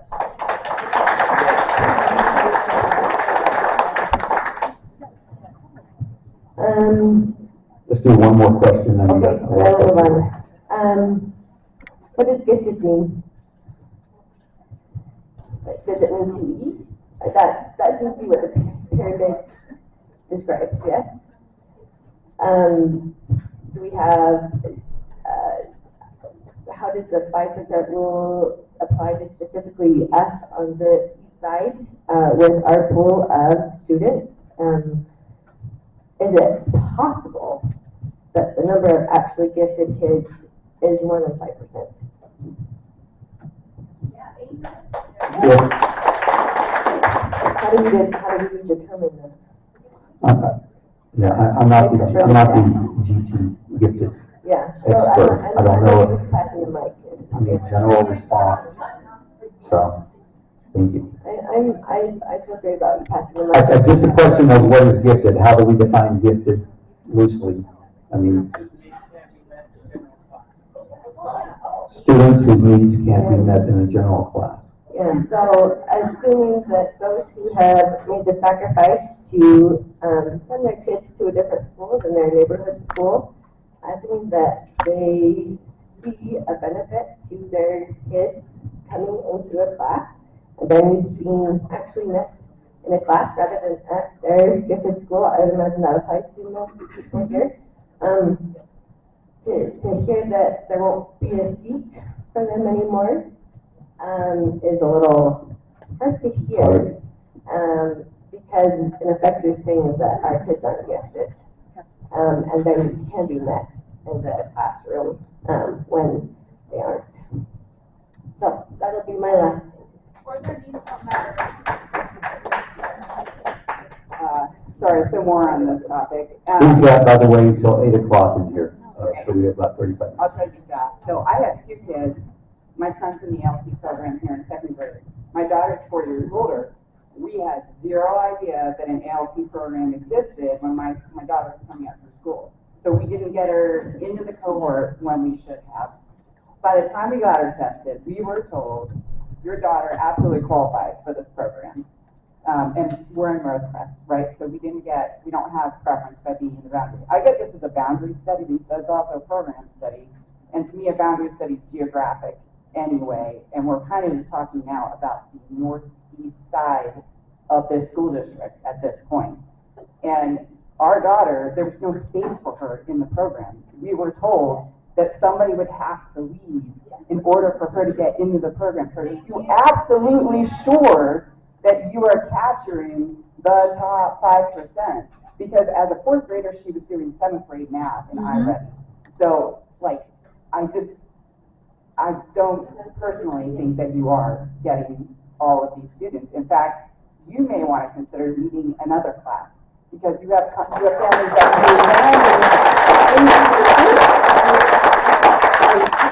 people move here from out of town and they're like, what is this thing? But my child, I mean, I can tell you, I'm an engineer, I can tell you my daughter didn't really understand 7th grade math.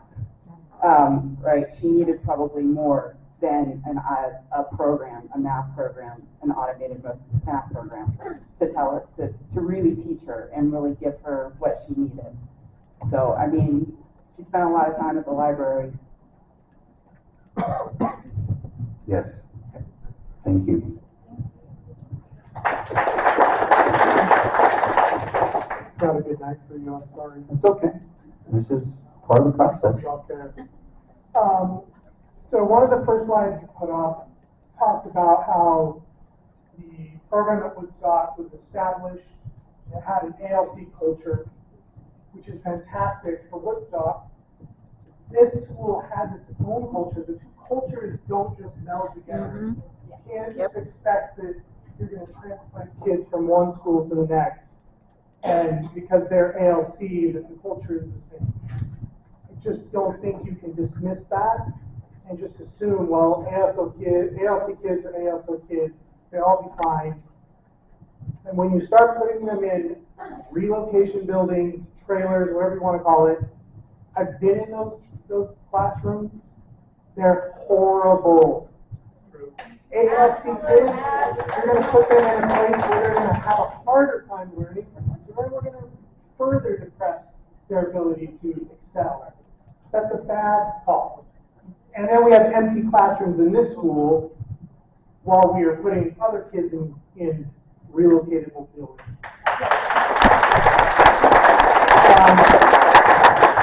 The other thing I want to say is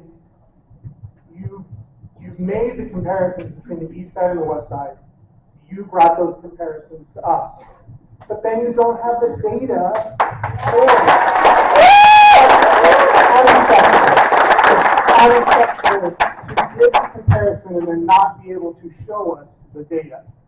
So when you post this video, please add some slides in there with that data. And if you don't, shame on you.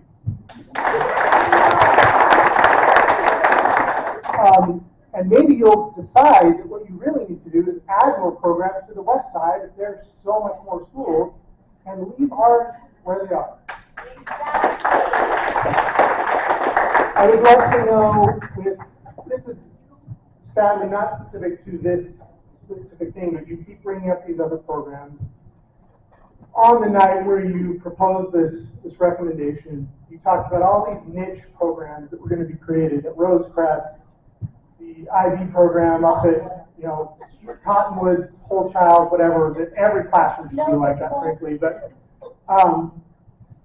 of course there's going to be cannibalism. Of course those programs are going to pull from existing schools. The dream that we're going to suddenly pull in a bunch of kids from out of district, you've got so many programs, how are you even going to estimate what the goal for those are? It feels like you thought you could throw a bunch of ideas out and we would be so wowed by it that we just forget about the problems that exist.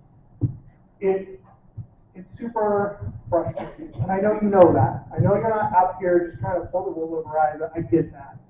But it does feel that way sometimes when we don't get the full data. And we deserve the full data. We are parents of supposedly gifted children. Maybe we're also smart too. And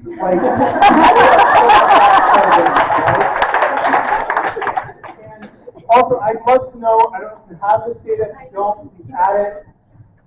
I'd love to know what the score separation is from the top 5% to this 9%. What is that disparity? It makes it sound like it's 20-point difference, but I'm guessing it's really tight. And as a parent whose daughter is new to this program, I will fully admit that, it's been amazing, the difference. Coming from an in-school gifted program, which was ridiculous, You can't have an in-school gifted program with the number of kids that are in those classrooms and the crazy all over the place. The gifted kids spend most of their time on the computers while the teacher works with the kids who weren't gifted. That is not a gifted program. That's just horrible. So, thank you for your time. Thank you. And I believe you are smart, by the way, along with everyone else. I'm going to read from the Granite School District website. Couple of things. All of the students identified as advanced learners, parentheses, typically the top 5 to 10%, within one grade level, are placed in a single class with a gifted endorsed teacher. Single class, meaning one. All of the students, typically the top 5 to 10%. Okay. Yeah. And then in the next paragraph, gifted students, again, typically the top 5 to 10%. That's on the district's website. If it's the district's policy, then it's 5%. That's not what they're advertising, for one thing. So this 5% number is completely, if you have a reference for it, I'm happy to see it right now. But we all understand that this is a completely fabricated number.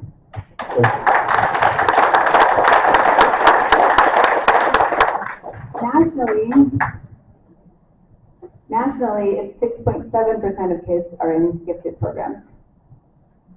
The Department of Education says 6% of kids should be in gifted programs.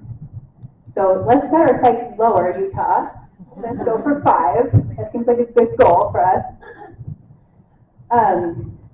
That's all. If you have any more information, we're happy to get it. Okay, thank you. But I'll try to get some interpretation. I'll take a stab at it. If I get this wrong, Noel or Leslie or anyone on the 5 to 10%. Yeah, it is a combination of all schools, and quite frankly, what happens is so that's the law. This is the law. we knows that. We could certainly tighten up how we are. She's telling me to tell you that all students have the right to an education. Absolutely. You know it's the law. Right. All students have the right to an education, yes. which benefits them to Yes. their. Yeah. So, and that kind of goes back to what we're saying is that if GT deserve basically, or on, if they're that 5%, should we have up to 6, 8, 10, 12, 15%? yeah, I can tell you, my kid, I'm gonna brag on my kid here because it's appropriate, but my kid's testing like 99, 100%. I mean, but you can't do 100%. He is not suffering at all. So, I'm glad to hear that. I don't think anybody's kid in here is suffering from having 9%. And so that's 0. The teachers say none of them are suffering. I'm going to come back to Carrie's question, the first question, because I think you didn't answer it. And I want to phrase it a little bit differently. It's a little bit about the bigger question of the intent of this study. So I get that you only want to talk about ALC. We're going to have to talk about the whole thing. Because I just want to put it a little more directly than Carrie did. Closing the ALC program here does not meet the goals stated for this study.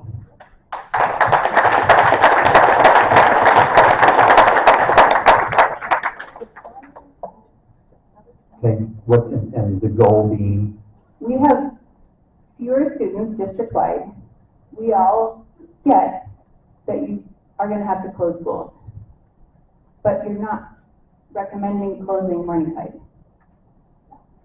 Right? Am I missing the point? Yes. Let me be clear on this part. It is, in fact, a close of Morningside. Let me finish. A close of Morningside as a boundaried school. There's a very important distinction there. As a boundary school. Then this location, this school would house a program that has no boundaries.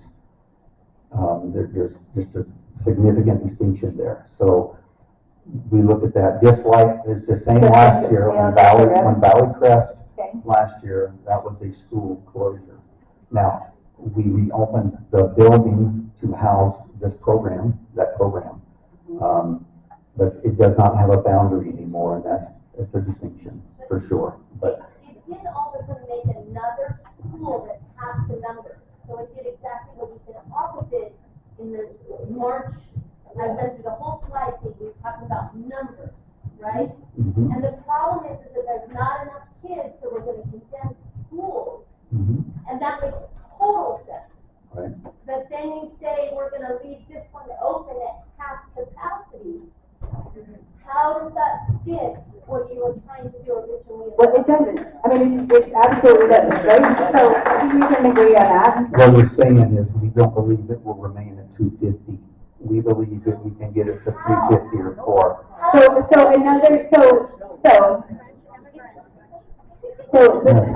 mean, I guess the board can choose just to close it and not have a program. But if you did that, and you had a school at half capacity, It's gonna close in a couple of years.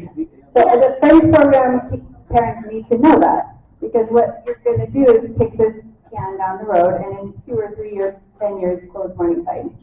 So, I don't, I mean, what's the long We're gonna term, make sure I'm remaining these people in line here. what's the long term plan? And what do French immersion parents need to know about what happens 2 years? Well, it is about ALC, because there is no reason this is also a non-boundary program, Sure. right? That So the answer to your we're question. closing the boundary school. That doesn't answer, why are you closing ALC within the school? So close the boundary school. Great, then the kids who don't, Yeah, the answer to your question, what would happen? Again, I wish I knew 100% that the French DLI standalone program will be amazing for 20 years. I don't know that. We feel very positive and confident that it will succeed. If it does not, then we would have to find another location, or do DLIs close? Yeah, they do. Can I guarantee that French DLI will be around in 5, 10, 15 years? No, I cannot. And that's as honest as I can be. But we're not putting a program here as some conspiracy, as a way to slowly kill the school. Where we're saying, put the program there, we think it'll die, that's easy, and make people feel better. Great. No, absolutely not. but there is no logic to moving the ALC program. What is the logic to moving the ALC program when this school stays open? So it would be, if, again, remember, if we stick to the testing standard, and it's like, okay, I know you disagree on this part, but understand. But if we do what we're proposing, then we would not need 2 locations. So you're saying, instead of going to Woodstock would come here. You're suggesting keep 2 schools. Obviously an option, a much better option for. Right, but you asked the question, and that's my answer, is based on our You're gonna close recommendation. one of the schools, one of the classrooms anyway. It would eventually get to only needing one place to have the program. So the goal is to close one of the ALC program classrooms. It's not there's a difference here. The goal is not to close a program, the goal is to get back to, well, we really, even you disagree with, I get, to the 5% standard that the district has. You can disagree with that standard, we can talk about that at another time, we've got 20 minutes left, but that's the goal, is to make sure the integrity of the program is upheld. And we believe that when you have many students in there that don't qualify, then it's not. This is a completely different conversation. I know I'm taking up. And we need to let everyone have a chance. But when you came to Skyline this spring, and you talked about closing, the need to close these schools, and how old the schools are, and how much maintenance they needed, that was. That's one reason, that's not the reason, that's one reason. That was 90% of the conversation at that point. And it is hard, I get it, it is hard to maintain the school. You have to pay a principal to have a school that's half full, right? I mean, none of this makes sense with what the goal of this program and this study is. Keep students in this boundary. Okay, next, let's let this gentleman here, whoever goes next. First, I'm gonna try and move down, apparently, when I come sit, I don't understand. Come over here closer in front of me. Obviously, a lot of passionate people. Thank you Yeah, for taking over. and I'm glad. I would rather have 150 passionate people than no one show up, because I know you're engaged.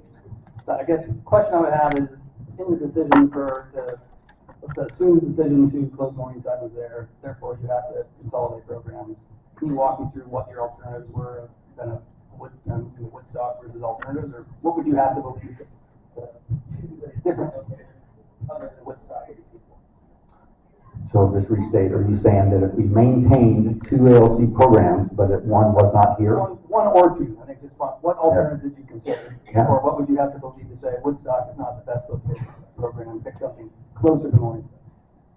Yeah, we have, one of the things we look at is how it impacts feeder patterns, like I mentioned. You know, if we have, let's say we close Woodstock and have everyone come here. What we typically see is most all the students in that Cottonwood network, in this case, that come here, make friendships, and they typically remain in this network for junior high and high school. And they can choose to do that. We are worried about the impact of not having the program at Woodstock because of the impact it could have on Bonneville and Cottonwood. Could we possibly have it in another school? You have to look at, I guess I'd have the chart up here and look. Remember that to have another program like ALC or DLI, you already need that minimum of 400 to 450 students in a school. If you don't, then you have those same, quote, small school problems that plague us already. Even though your number is higher, because see, that's kind of what happens here. You guys know, or probably aware, I should say, that because you have French DLI, you have ALC, and you have traditional. Your overall enrollment number is great, but you still have the same problem here in your traditional classes of small class sizes. And class sizes. So. Okay, and that's too big, right? And we want to get those smaller. To get them averaged out, you need more classes to do so. Anyway, I guess the question is there an opening for another location besides Woodstock? If you're going to a single program, again, the cultural piece tends to matter a little less because you're starting to some degree going to one program that's fungible. So I think for folks in the room, if you wanted to convince to a more central location, what would you need to believe to have that happen? It would have to be that combination of a school that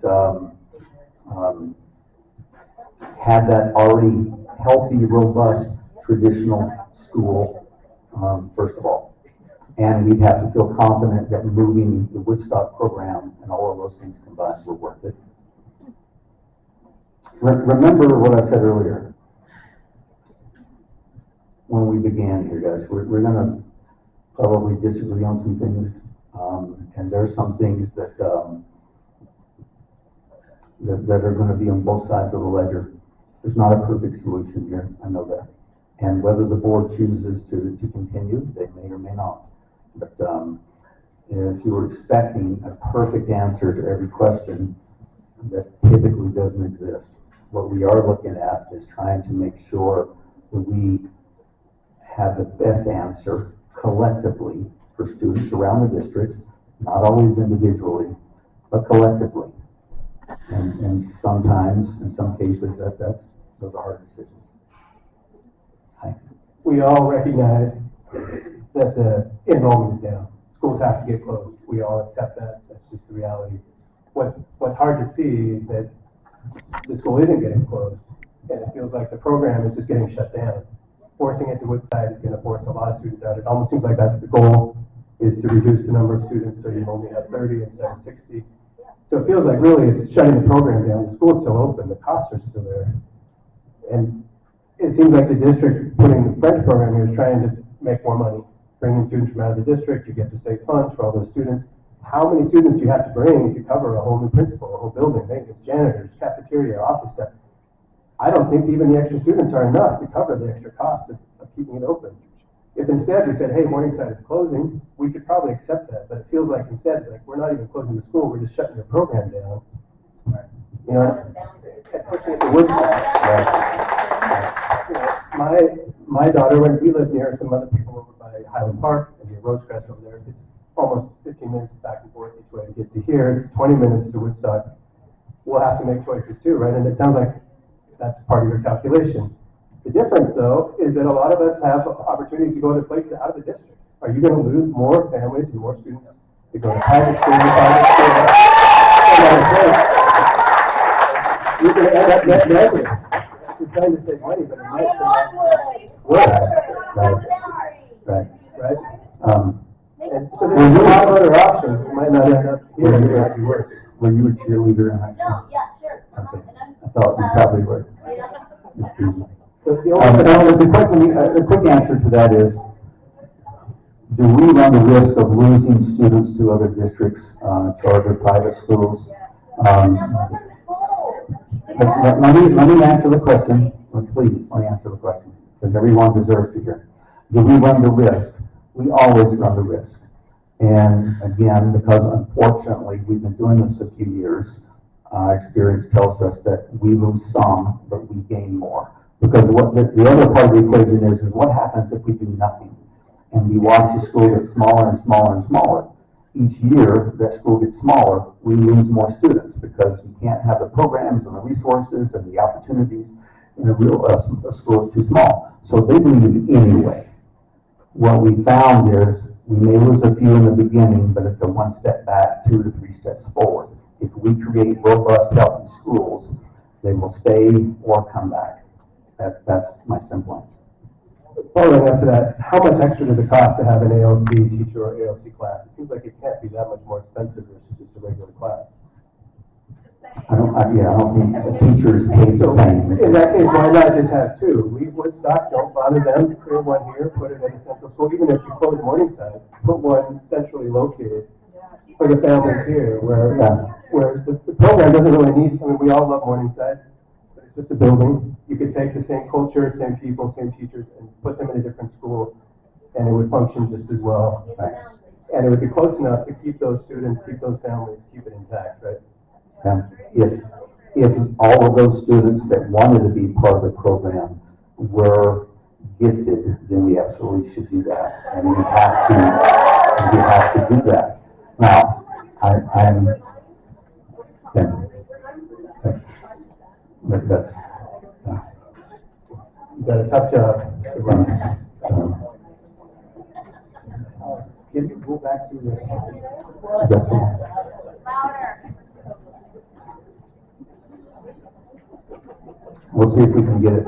But can you paraphrase in the meantime for a time? Meantime, I want to point out a few things. First of all, it's really, really unfair that you're bringing in out of district students at the expense of in-district and inbound. Yes. That's the unfairness. Second is, you feel that we are being stampeded. We are being rushed. You have taken the decision to close Eastwood. Eastwood was underutilized, severely underutilized. I've heard that it had structural issues. There are reasons you have shut down that people will understand. For Morningside, you cannot find any clear reason. The utilization rate is almost 90%. The location is central, that serves Millbury and Holland. It's an aspirational program. If you shut down this location, that aspirational, the psychological impact is immense. What you're telling people is the residents in Mill Creek and Holiday, you don't have any gifted children. You're moving everything to the southern edge of Granite School District, which is logistically very, very, very, very tough. The kids' after-school programs are, in our neighborhoods. What will we do with this?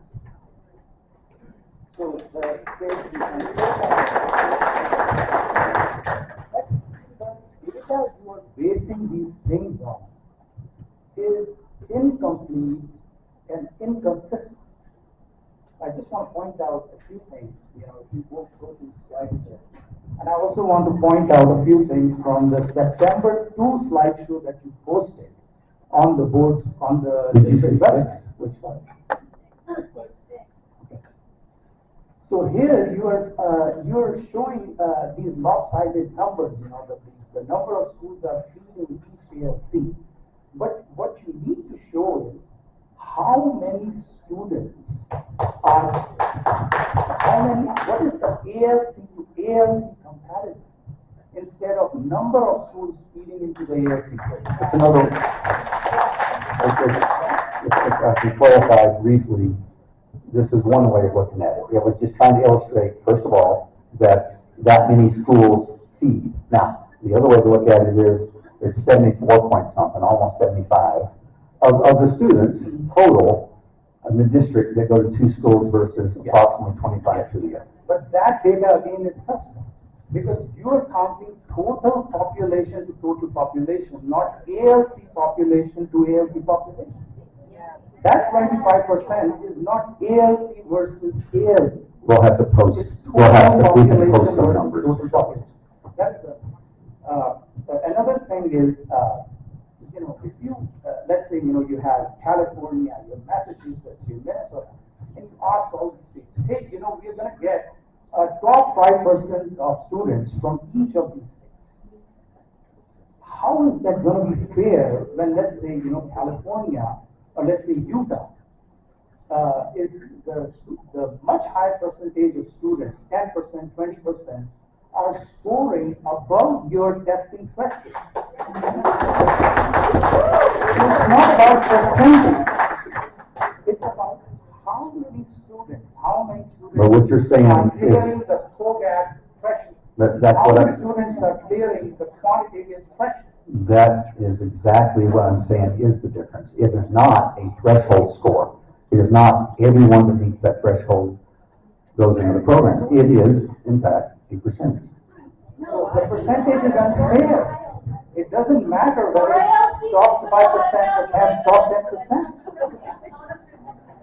It's not the percentile. It's like any student who's above that cutoff. Either you decide what that threshold is. The board can determine that. The fact committee can recommend. And we are fine with it. But it has to be an apples to apples comparison, not apples to apples. Okay? So that is the location of Morningside is, if you measure, if you do like any kind of statistical geometric analysis, the location of Morningside is central. That is very important. Woodstock is not going to work. Understand, there's, yes, I don't want to get too far into the other part of the study, but yes, like I mentioned earlier, it makes sense to the PAC to move the north part of Morningside over to Rosecrest. It also makes sense to help balance out that the boundary students from this part of Morningside to Driggs, part of Driggs to Cottonwood, to help balance out other schools. So yes, there's more at play here, or more at question than just Morningside. You can look at the map and see how different schools are affected and look at that. Another thing, you haven't posted the third ALC school on the west side. There are 3 ALC schools, not just 2. So what you're saying is, on the west side, you're going to have 3 ALC schools, but on the east side, and that too on the southern edge of the Granite District, you're going to have just 1 ALC program. How is that fair? That West Kearns is a unique situation. It's not, thank you. It's not the same as Fox Hills and West Valley. It's what was it, dual immersion / Spanish. It was a program that was allowed to keep a small number of ALC students. Yes. That were in DLI, but, okay. And what is very surprising is that logistically, there are only 6 schools feeding Woodstock. But there are 9 neighborhoods, 9 schools feeding Morningside, and yet you chose Woodstock instead of Morningside. That is something very shocking. Yeah. Again, it's more than just the number of schools. Go back to your point. It's not just number of schools, it's number of students.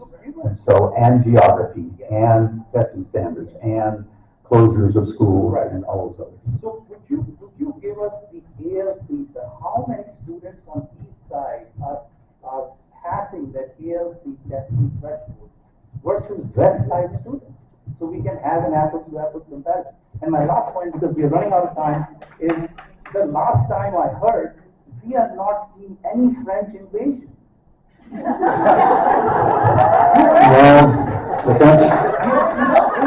the French, I have to say, as a former history teacher, the French don't invade, they typically surrender, but you're right. So we're seeing a lot of interest in Mandarin. We're seeing a lot of interest in Spanish because the population is growing. But there is no such data, or can you show us the data, where you're going to get these additional students who will be taking these French DLI classes?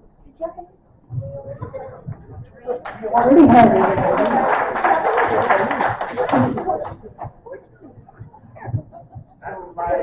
And on top of it all, and my best friend is Steve. I have never met a Steve in my life. I hate to do that to your best friend. I know it. Sorry. And I know you are reasonable. You're going to be reasonable. You will give us more time. You're going to give us more data, and you will do the right thing. I really urge you to do the right thing. Give us more time. Give us another year. And another thing is, we are putting the cart before the horse. This meeting, this exploration at this level, this scale, should have been done back in February. Why are we doing it now, just 2 months before the decision?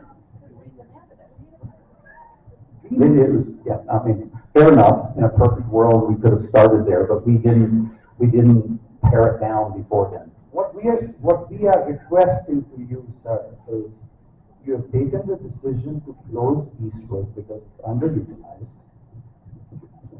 Why don't you just pause at one school this year? Take the time. Take another 8, 9, 10 months. These are hundreds of kids. The number of kids here, their lives will be disrupted is more than 550. And it's just we are being rushed.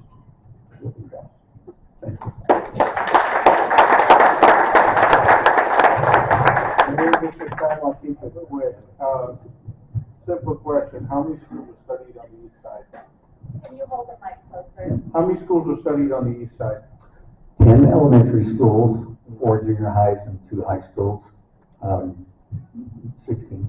And so you chose the 2 schools and recommended both to be closed? Is that kind of what happened here? Currently, yeah, we're saying. So you have 100% recommendation for closure of the schools you studied? Oh, you mean in the past studies? No. Between Morningside and Eastwood, you zoned in on those 2 schools and you decided both of them needed to be recommended to be closed. That's the current recommendation. Okay, so 100% closure on the east side. Next question, since we know that the ALC educators, at least present in here, thank you very much, were not involved in this evaluation, 2 things. Will their opinion be factored in before the next meeting on the 22nd and 23rd? And 2, what will happen to them? Are they out of a job? I'll be glad to talk to all the teachers, any teacher that wants to talk. We had a meeting with the teachers just before this meeting. That wasn't necessarily about what we're talking about tonight. It was about what you're talking about, and that is what happens to teachers. So very briefly, I'll just answer the question. ALC teachers, any teachers, in the 10 school closures in the last number of years we've done this, we've not fired, let go, ripped, whatever you want to call it, any teachers. We're a large enough district to handle that through attrition. So those teachers, of course, have to move to different locations, There's seniority, there's tenure, there's professional agreement, HR policy that guides all of that. But do they lose jobs? No, they do not. But if there are no ALC classes at other schools to accommodate them, because Woodstock already has ALC staff, what happens to the staff from here? They just, and they're specially trained to take care of the needs of the students. So now they're doing a job that is a job and no longer their passion is committed to. Can an ALC teacher teach only ALC? No. ALC is an additional. Yeah, but they're additional qualified to meet the needs of ALC students and their passion. And in that world, we want them to continue to do what they're passionate about. Absolutely. But there's no room for them. Well, we don't know yet. Because we're closing down schools and we don't have additional classes actually being opened. When there is a demand for them on the east side, we're moving them over to the south end. All the traffic, all of that's been already said, so I won't repeat that, but it does seem like, hey, Upland could handle an ALC program perhaps. Just a suggestion.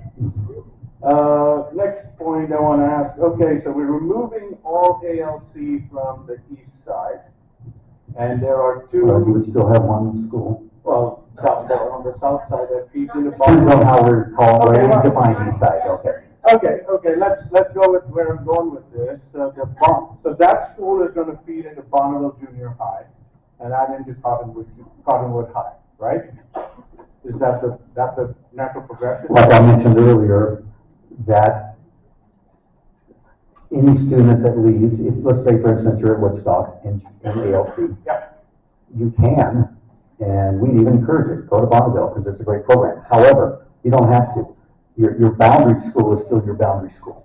Okay, but then there is a gifted program at Wasatch and at Skyline where they would naturally feed to on this northeast corner, and now they are going there. So essentially, they are displaced into a non-boundary school where they may in junior high and high school not be guaranteed a seat because they're no longer boundary because the boundary school is Wasatch and here. So we're not just killing the ALC at Morningside today, but it does sound like we're killing the progression of it into the middle school and higher and higher. It does sound like You're making a lot of assumptions there, and that is, would they not be? Would they? I mean, you have a lot of West Side data. Okay. Well, let me answer the question. You said, would there be room at Bonneville? I've never seen anyone turned away. There's room for hundreds, 300 to 400 more students at Bonneville. That's not an issue. There are more. I'm saying he said that we couldn't accept them, so we're displacing. We're not displacing anyone. You can still go where you want to go, whether that's your boundary school. The program is not there. Or if we want to continue the program, it's all moving to the southeast side of the district. If a student wants to go to Kyle, the student wants to attend or have GT at Wasatch Junior High, they have that, correct? But if there's no feeder, that program will also eventually terminate there because the natural feeding to that school is from this side, right? From the boundary. The boundary. If we're dropping off kids at Woodstock, we're not going to fall back to Wasatch and Skyline too. Right.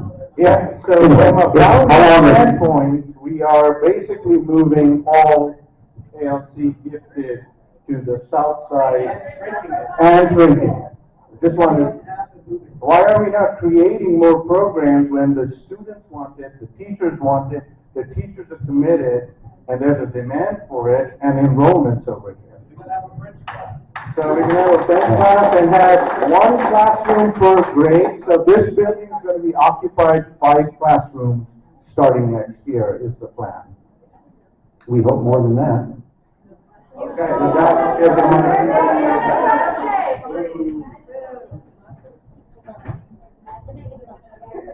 I don't know if we have any time left. I have just some real basic stuff. Like everyone said, I want numbers. How many kids are we talking about? How many kids are at Morningside? And how many are at Woodstock? You said before they were 50-50. But I've never heard anything that you've said tonight that gave any indication that you ever looked at closing Woodstock. and moving it here. Now, I understand there's logistics involved, but it doesn't sound like it was ever even considered. You talk about 50-50, and then, so you're going to take my child, and she's going to go to Woodstock. And my child, who is probably twice exceptional, we're in the process of getting her tested, you're putting her into a stressful environment. You're going to put her in potentially in a portable classroom, and you can call it what you want. They're sweat boxes. I've been in them. We don't know which students can go to a portable classroom, just to be clear. It doesn't mean that if you're the new student, you go there. It could be any grade, any program, whatever. That's fair, but the potential is there. So you're going to overcrowd a school between the boundary students and the ALC students that you move in there. And then you're going to, by process of natural selection, more or less, you're going to weed that program back down to your 5% target. But it won't be that 5%. It won't be 5%, but that's, I feel like that's the underlying goal, is you're trying to make it difficult to get those numbers where you want it, so that you don't have to serve that 5 to 9%. Because it's more convenient to not have ALC students when you can bring in these out-of-boundary, mythical students who want to learn French. That's what I'm seeing. I don't know if that's really what's there, but that is what I'm seeing, and that is what I'm feeling. And I'm also now thinking, here's my kid who's stressed out. It's taken me a month to get her comfortable. I had to move her to this school. I had to change my work schedule. I know a lot of people have made changes to get their children into these programs because we feel they need them. So now I'm going to move her again, which is incredibly stressful when you've got a twice exceptional kid. And then come third grade, what happens if she doesn't test in? Because now you're looking at the 5% and she's 6. So now I have to move her to another school that now has my child in 3 schools in 3 years.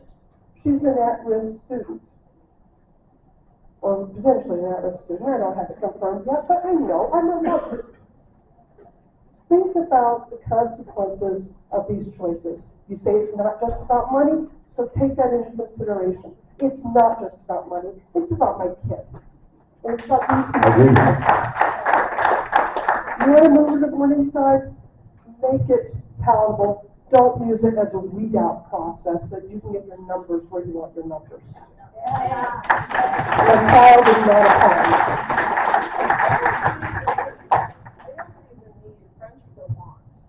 Yeah, French is a want. Hi. Many people here are concerned about the 5%, the focus on the 5%, when it's a program that's working really well for our children. They love coming to class. They're teachers that are very focused. They have just higher expectations in class. I don't know that our daughter is exceptionally brilliant, but she likes to come to a class with high expectations, more homework assignments, a supportive environment. We have 2 more children that we're hoping can come into this program, and I just don't know if it's been really clear in the materials provided if you're shrinking that pool. And I would think you would want to expand that pool. At least keep it or expand from where you are today, because it provides a really great environment for kids to learn. And either you believe that the extra 4% brings everyone down, and maybe that's what you believe, and that's why you need to get to your 5%, or you feel like it's too expensive, and so you can't afford to make it 9%, but we would love it if you would consider a higher threshold, like 9%, 10%, and I think there's a lot of parents here that want their kids and their kids that are still coming to have that experience, to have a great educational experience at a public school that they won't get. We are very concerned that our 2 other children will now have a difficult time getting into that program, and then we're talking about splitting schools, and now we just pull our oldest daughter out of the ALC program because they may not be able to go to the same school, and logistics get hard. So I guess I just invite you to consider expanding that program and really look at the data hard to see if that 4% really is dragging down the other 5%. Okay, thank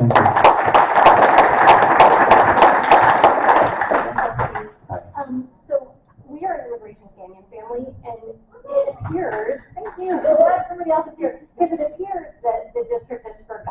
Immigration Canyon as part of the district. On all of the maps that are being used, there's just an arrow that points north from I-80. Can I explain that real quick? Yes, please. One of the But really first, quick. yeah, you bet. I'll try to fast. One of the first maps we ever did had Immigration Canyon on it. When we keep Immigration Canyon in its actual 2-scale location and made the rest of the 10 schools so small it's hard to see. It was my decision to put a note on the top of the map, as you can see, saying very specifically, yes, Immigration Canyon is part of this study, but it's not on the map. Right. And to that end, I think I've mentioned Immigration Canyon more than I would, because at the beginning of every presentation, when I show the map, I make sure to say that. When other people, some people have said, yeah, yes, Steve, we get it. It's on, we know it's part of it, so we've heard it so much. It's not on the map. I can put another one that has it on the map. I don't need Promise it on you, the we map. haven't forgotten. I don't need it on the map. My question is more about transportation and specifically the busing issue, because we were an Eastwood family and we came here just this year. We're new to Morningside, to the ALC program, but we lost our bus, and so we're coming down here every day and driving, which is fine. We worked it out. So moving the ALC program to the southernmost point in the district and not providing any buses north of I-80 is really problematic. Not so much during the warmer months, I mean, it's problematic, but during the winter, like, we're talking an extra hour potentially to get our kids to and from school. And it's just not doable. So I would ask that that be considered, that there be busing offered north of I-80 for families that live in that part of the district. Okay, I'll talk to transportation. Okay. And also, another thing I wanted to say, have you guys done a phase-out study on an ALC program before? Nope.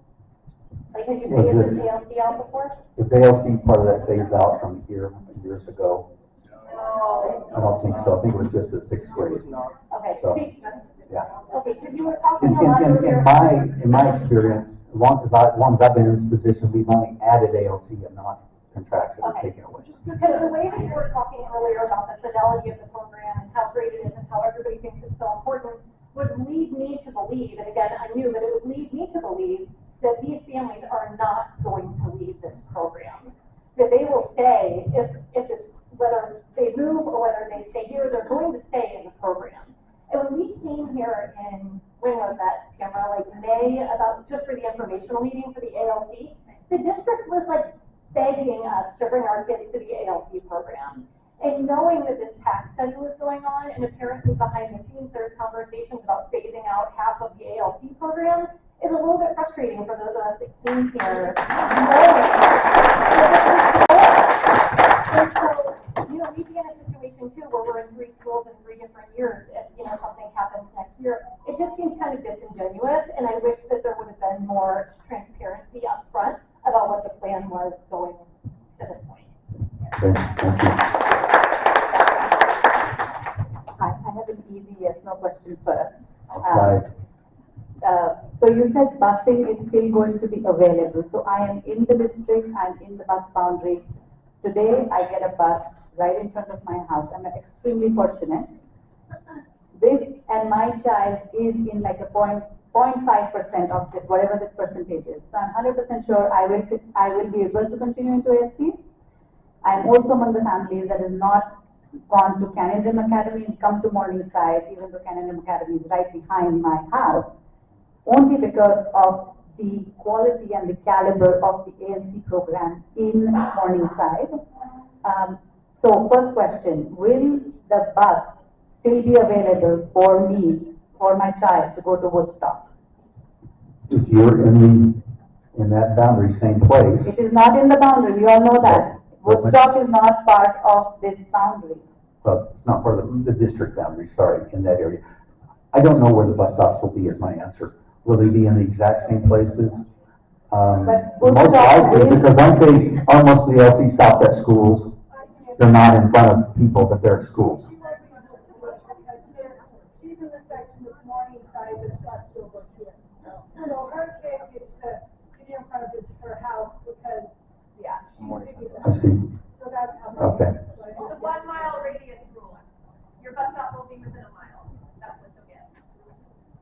Okay, but and I can get transportation based on if it were Woodstock, if they can tell me where those stops would be. But my guess is they're going to be largely at the same places because I believe they're at schools now. So, but I'll see if I can find out and publish a map.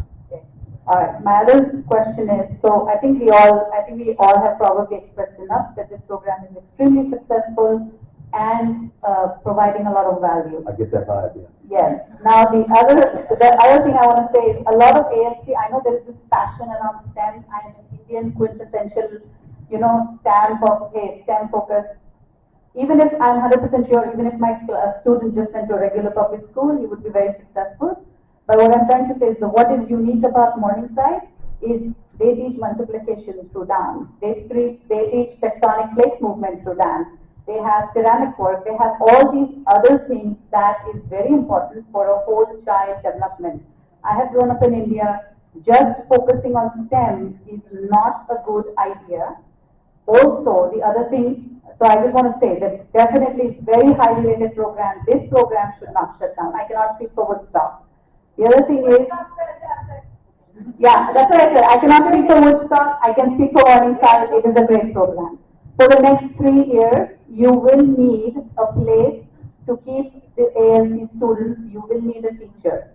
So why put them in containers and not keep them here? Because if they are here, I can guarantee you they will come to the school. Yeah. And you will get 30 kids in the class. Thank you. I love the passion. Yeah. What part do you want me to answer? I mean, there was a lot in there. The busing? He didn't have an answer. For which part? Why not keep them here? Yeah, why not keep them here? Why not keep them here? So, the containers, yeah. We don't know if you're talking about just keep the entire program here. Okay, so again, two issues. If we go with our, again, let me finish. If we go with the PAC's current recommendation of, hold on, I'm going to say it, 5%, that's a smaller number. Okay, then it's a question of only needing likely one location for fewer students. Then it's a question of is that here or there, and I did go over part of that. I did go over that in the slide.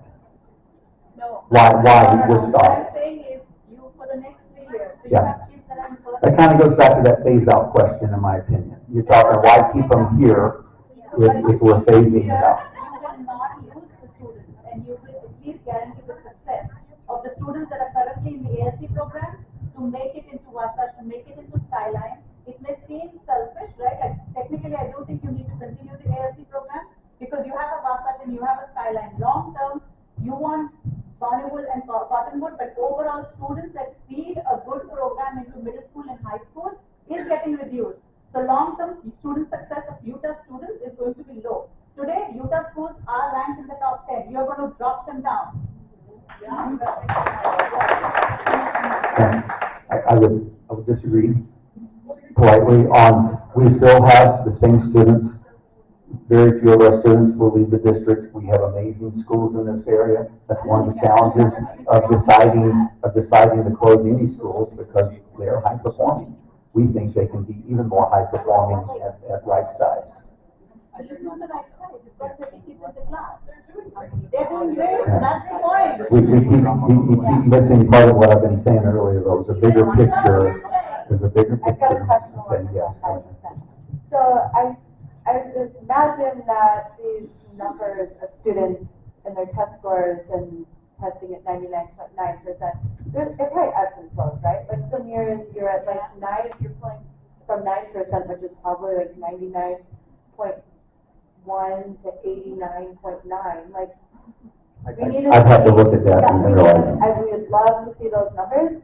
But what happens if like 60 people one year get 99.9 and you room for 30? Everybody acts the program in half. Like, let's just roll with it. Isn't that where we, at that point, had 2 teachers at one school? We need to be, right? That's what it is. We had a disproportionate number of students who scored high, which would be an outlier on one. Do we have a legal obligation to meet those needs? Yeah, yes. According to policy. Yes.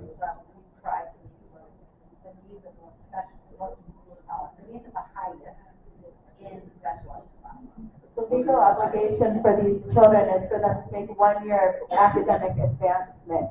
And my concern is that in the interim of just throwing the ALC program out with the boundary study, which I'm still confused as how a program got in the mix of a population study that needs to just be done separately to be fair. But in the meantime, what's going to happen with these kids?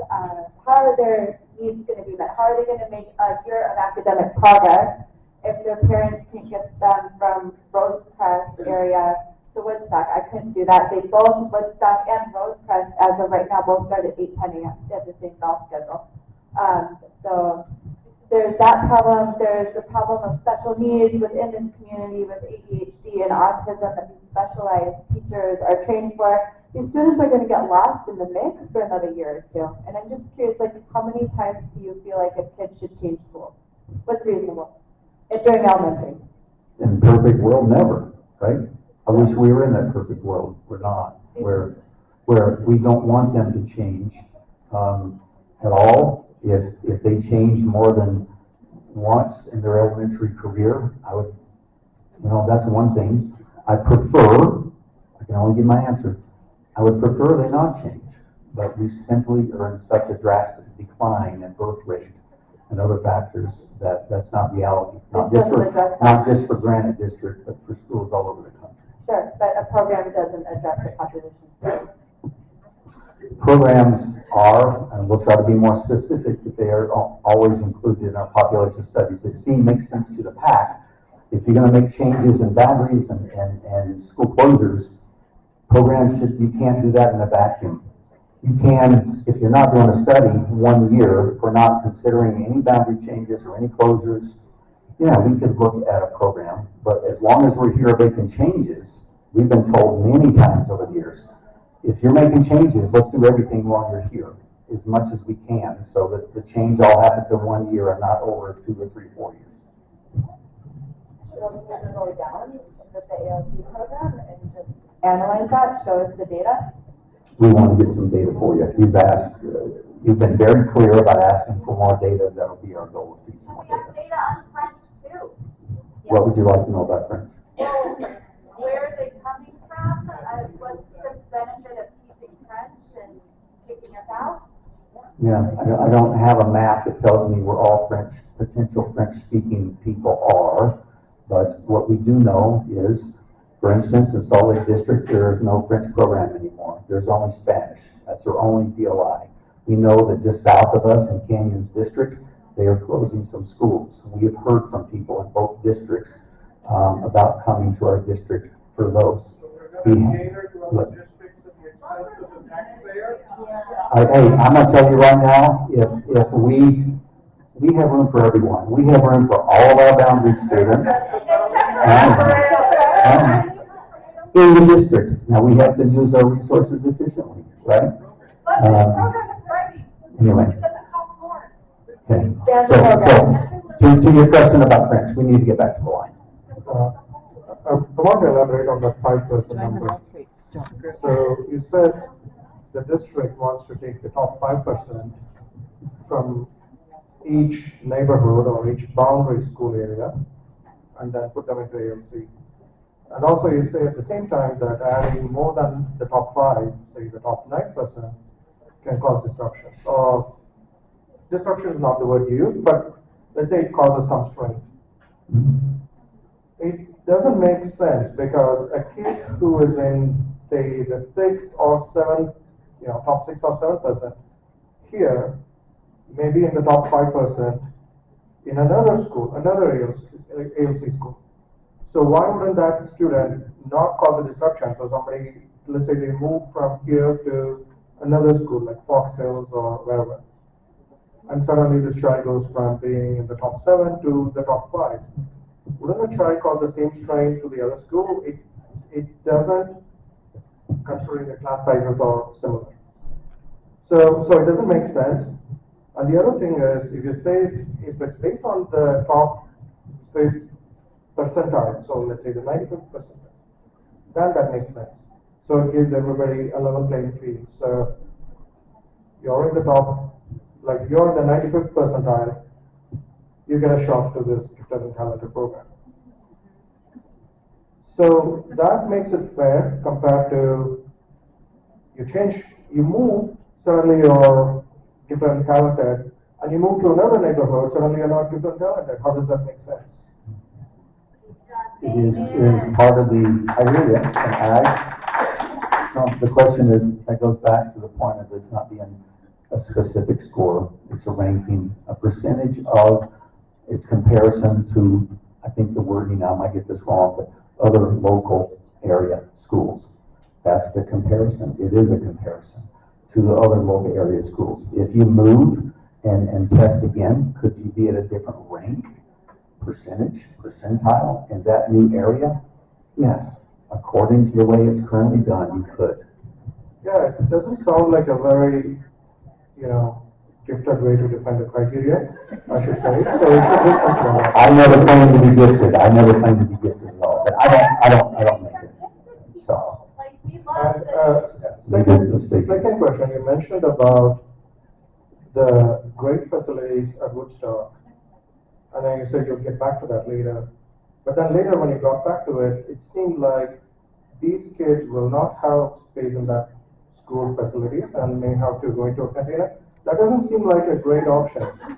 So the container will have windows and a door. I promise you.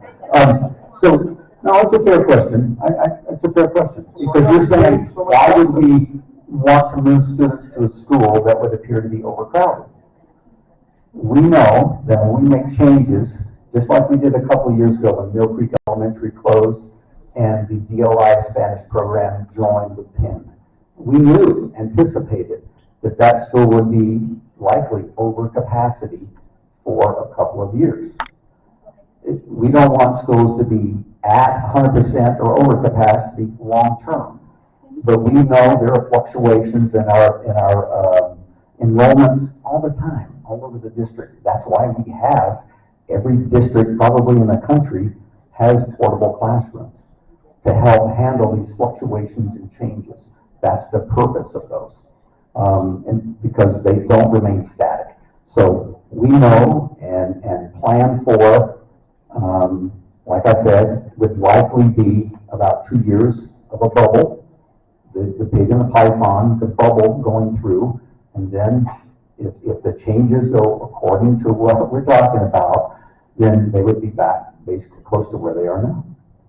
Okay, thank you, I appreciate it. You have a tough job. You're the messenger who is facing all the heat, so I appreciate you doing this. But at the same time, I hope you take the message from all of us to the committee that's behind it, and for sure. The 2 questions that I asked, as well as everything I asked, I hope you, come to a good decision that works for all of us. Right, thank you. Hi. I'd like to start by thanking every one of the teachers that are still here. Thank you. My kids love you. My kids love you. So, a couple things. One, the bubble. Those kids who are just right on the bubble right now, if they're going to get phased out in 2 years, they're going to lose something very precious and valuable to them. I think every parent here knows that to them, their child is exceptional. Skyline functions as the best high school in the state, one of the top 2 or 3 or the best in the state. It doesn't have the population to do that. It does that by having the best IB program. This is the best education you can get in a public school for your kid in this state. When we came here, we looked at this is what we chose over private schools, over charter schools. We came here because it was the best. And my kids have loved it. If you kept that program here and explained your child can come from another district, you can come to this school and get the best education. Just ask the parents. That's how you grow, and that's how you expand. In my mind, that's how you expand. Thank you, teachers, again. I love you. My kids love you. Thanks. Hello. I just want to reiterate thank you to those that are here for showing your passion. We have, it appears, a couple of students, and I think that's the thing that stands out to me is like seeing this behind each of us as we talk. I want to just keep that in mind. So thank you all very much, and thank you for your patience with everything. I want to acknowledge that that's got to be tough. No matter whether I like what you have to say. That's fair, that's fair. But I mean, I'm not even saying that I dislike what I'm hearing. I think the problem with what I'm hearing is that there's not a lot of clarity. There's a lot of room for ambiguity. And so for me, what I really need is a definition of gifted. It seems like, I quite honestly, by definitions that I previously conceived, like, I don't know that I would consider my daughter gifted. I don't know that I would consider her any percentile above and beyond that of average. What was exceptional to me about this program was that the connectivity with the culture. We're one of those families that is potentially 4 schools in 4 years, and our daughter has been riding that roller coaster as it has to our family. And so what I need is some definitions, and as I looked at the Grant District website, there's ambiguity. Is it 5%? Is it 5 to 10% as stated on the website? I think what would really benefit all of us is to not keep going in circles, but, and I can absolutely put this in writing and send it your way so you have it. That'd be great. Use that QR code, send it directly to that. Yeah, but the clarity of just a one-pager. Here is a study that was done. Here are the questions that we hope to answer via that study. Here's what we define as gifted. Here are those defined percentages of the people that fit within that definition. Show all that data, as I know you've already heard and you've acknowledged. Here are the conclusions that we came to based on this data. Here, point to all of that data you collected, and this is what contributes to that conclusion. And then maybe give us that opportunity to say, here are the factors that would convince us otherwise. Here, if you can point to those factors for us, then absolutely, maybe we can be swayed another way. Because I do understand this is a recommendation. This is not a decision. So give us that opportunity to sway the other direction. Sure, that's what this meeting is about, and your feedback. Sure. Yeah. So I think for me, that's all I need from you is some definitions, some concrete way to approach this without any level of ambiguity. Thank you. Hi, welcome back. Hi, thanks. Thanks for letting me stand up here again. So I think buried somewhere in your thinking, and I just want to... There's a lot in there. I know, be careful, there's a lot. I don't get too far into your head. But it seems like there's got to be an assumption. I mean, this is just numbers in economics. So, like, we love the school, we love the teachers, that's not going to matter at the bottom line. We get it. Mm-hmm. However, you've made an assumption, I think, that these kids are going to stay here in this district. We know there's a chance that, I mentioned earlier, there's a chance they will not. And our experience tells us that some will leave. Of those that leave, most tend to come back, and we gain more in the long run. So the ALC program is going to be different than your average class, and for lots of reasons. But one reason is the parents. We don't want our kids to go to a school that's not going to help them. Salt Lake District is also under-enrolled across the board. Yes.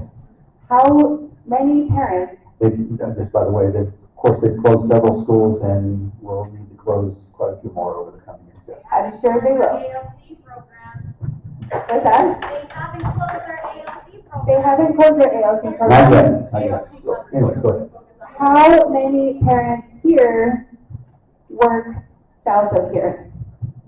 Working parents, how many work that direction versus work that direction? And does the district have that information?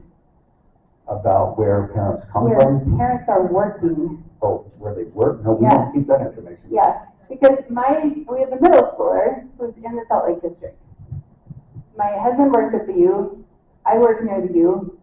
If we have a couple more years here at this school. But if we were coming into this school and it didn't have the ALC program, we would apply to Indian Hills. My daughter went to Indian Hills, was that? Me too.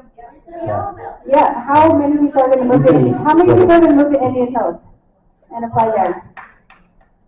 I mean, or a private school, or a charter school. I think you can't close this program without knowing, because if you make an assumption that these kids are gonna stay, they're not. We care. My daughter. Yeah, so if it's an economic decision, and you're thinking this magical people are gonna show up for a French immersion, or you're gonna start another language program here. I mean, that's another thing that you haven't mentioned, is starting another Spanish or Chinese or some other language program. We have no plans to have anything. No, but you're not gonna get enough kids from out of the district to come to Morningside to make up for the number of parents that are going to leave. Because we can't drive that direction and then drive my daughter to downtown Salt Lake City to her school. It's just not gonna happen. We will apply to a Salt Lake school.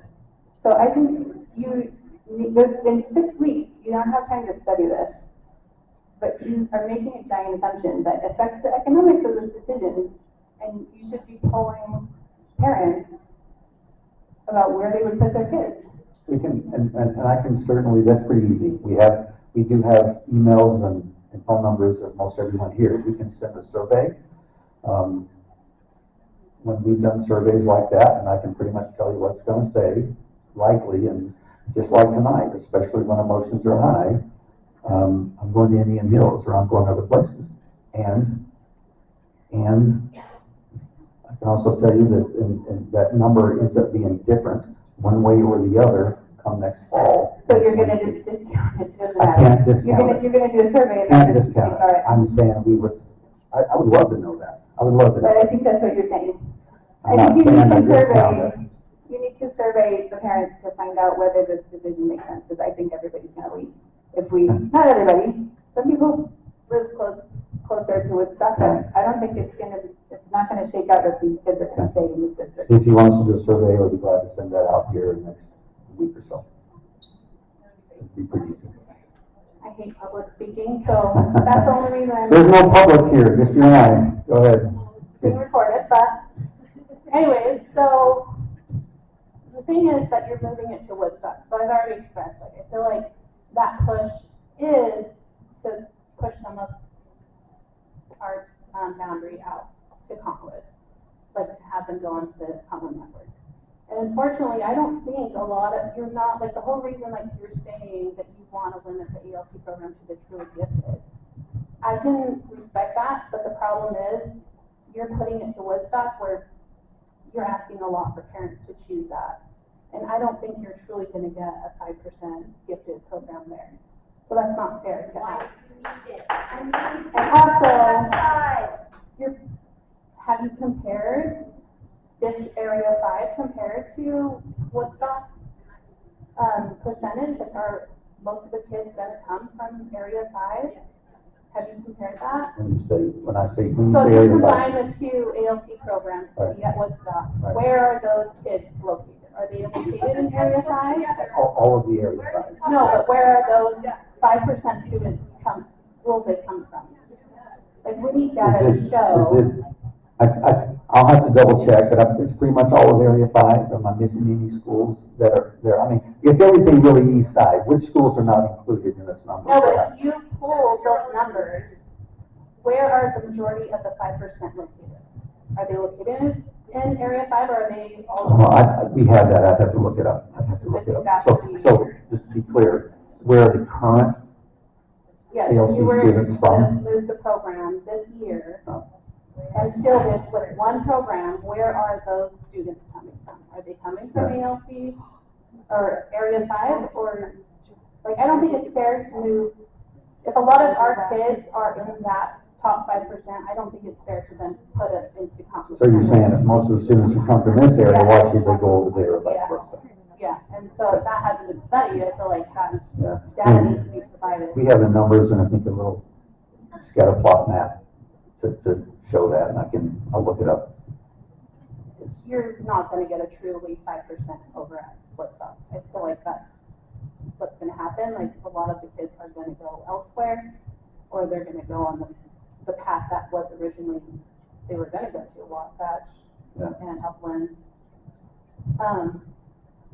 So also I wanted to say, like, you had this big comparison with the West Side. And I know all this has already been expressed, but being in the subcommittee meetings and everything, like, I hate that.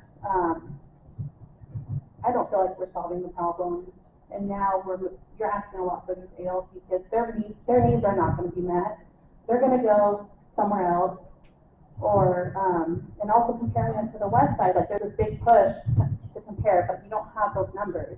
If you're pulling the top 5% over on the West Side, I know that they have different needs, so I respect that they're getting that service. But that also tells us here that an ALC program functioning at 94% is still beneficial for these students. So I think that needs to be looked at. Thank you. Great job of public speaking. Awesome. So my name is Helen Smith, and I spent 5 years at Wasatch. Sorry, what is your name? My name is Helen Smith, and this is my sister Audrey Did Smith. you say Holland? Yes. Mine's my granddaughter's name. So. That's awesome. Well, anyway, we've both gone to Morningside for 5 years, and it's been awesome. Like, it's literally like my second home, and it's just been so beneficial. There's so many more benefits than home. And we just wanted to say that we love the program like so much, and I cried when I left because I just loved Morningside and the program so much. And we just hope that you consider keeping the ALC program. Thank you.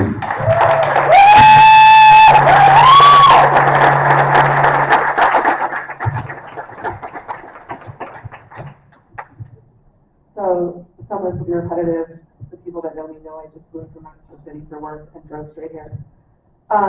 So as you're capturing notes, the data that we are requesting, and it's not personal identification information, we're happy to verify that for you.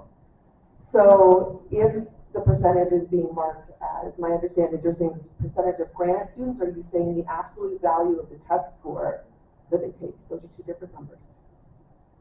For example, 100 kids take the test, right, in our district. You know how this works. Some years the top 95% of our students could be scoring 99 and above. Some years it could be 85. Is it an absolute value on the test, or is it a percentage of students? So the percentage of students. So to our question, that means that number moves every year, which means our discussion about could we open it to outside of district would never work, because the waiting list is always going to hit whatever number they cap it at. So we're in that chat, guys. That's what that number means. All right, so is it 5%, or is that what we're saying it is? That's what I've been told? Okay, great. So do we have, or are you willing to provide the GT-ALC data, which is obviously combined? Are you willing to provide the ALC test data for the second graders, obviously anonymized by neighborhood school across Granite, so that we can actually look at this question about this irrelevant distribution of 3 and 2, because that only matters if the population sampling is relevant. And given that Skyline and Olympus are here, and Skyline is top rated, we all know that we all bought houses and moved here to go to that. So I understand your desire to build your other high schools up, but that's not how that works. Any of the enrollment problems at your junior highs and high schools, so it's just illogical. So you're going to provide that data? Yeah, we could do a hot. Yes? Like the score distribution, right? It's just a distribution curve by feeder school for rising second graders in a given cohort. It doesn't have to be longitudinal data, just, that's fine. It's not going to change that much. Most likely, it shouldn't change that much, the population fluctuation as well. All right, and then we can do that, and then you'll provide that data, and we can look at it and overlay the maps. Because I understand based on the chat that we don't have the data from the West Side. Has it been considered in this? Data, the scoring data? Well, Well, if we're gonna talk about consolidating on this side, and the whole thing is, well, we are overrepresented for the 25% of students as per that PowerPoint slide, that's not real, right? Because that's only true if there's a normal distribution of test scores across Granite, which is highly unlikely to be true, given that scores in high school. We do a local comparison, right? So you know the way that we pick the percentages is by a local. Oh, that's awesome. So then the 25 and 75 doesn't really matter. Or what you're saying now, so what you're trying to do is incentivize gifted student parents to move to the lower performing schools and feed into lower performing high schools? And I'm just asking, I'm just following data. I know, I'm not challenging that. I don't think that anyone is trying to incentivize people to move to different areas. I think what we're looking at are all of the different schools where we are, and taking the factors and trying to disrupt as few as possible, as Steve said. So we want to underserve, so let's just throw out some pretend numbers here. We're gonna pick some of our West Side schools where you've said now, right, the way we're gonna look at that data, so that floating number of who gets in, the top 5% of the group, is gonna be based on each of the neighborhood schools more or less. And then they'll consolidate the neighborhood schools. So in some schools, theoretically, that top 5% could be scoring 90 percentile in the state test. Is that accurate? And in some schools, that could be 98%. So if we're in a school where it's 98%, which arguably we're probably in the higher end just because we're all crazy and send our kids to Wasatch and Skyline and want to do IB, right? I am one of those parents. Then our scores are likely higher. So we are admittingly right now saying we are going to intentionally not provide gifted students services to students scoring between 90 and 97 in these schools, but we are going to provide that to the West Side schools. They could probably show you those distributions and you could do it. Because you're sort of saying both, right? It's like, well, the distribution won't matter because it's even. I didn't say it didn't matter. I didn't say it did not, but I did say a local comparison. So if it's a local comparison, it would be great to know for like, I don't know, we could even pick this year's third grade class. What is the lowest? It's hard to do because then people are going to know their parents are going to try. I mean, you can put the range. I have a little more data on this because of where my student was in the testing last year than others. But you could give us the low score. You probably want to not say if it was third or fourth or fifth grade. You want to do a blended average over a 3-year cohort to anonymize the data. And you could do that for each of the feeder schools. You can do it, you'd have to anonymize the data, otherwise, right, what's gonna happen is we all got sheets of paper and your test score said your kid got 94 and then you find out 94 is the lowest in the class. That's what we're trying to avoid with that. But you could do a floating 3-year average across the feeder schools and we'd have a better idea if there's a huge variation. Is it 90, 98 or is it not an issue because 97, 98? I think the goal you're trying to achieve is to see in our area, does it actually make sense to this place based on where the school distributions are around. And so I think we could give you some data that will get you close to understanding. And help you understand that, because it doesn't sound like he understands that. Oh, I've never claimed to be the expert on that. That's why these guys are here.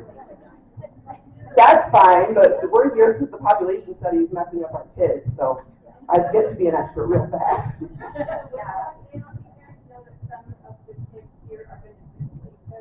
Yes. Oh, hey, Woodstock. All right, I'm going to put this down. There's no one behind me, so I put it down. We're out, guys.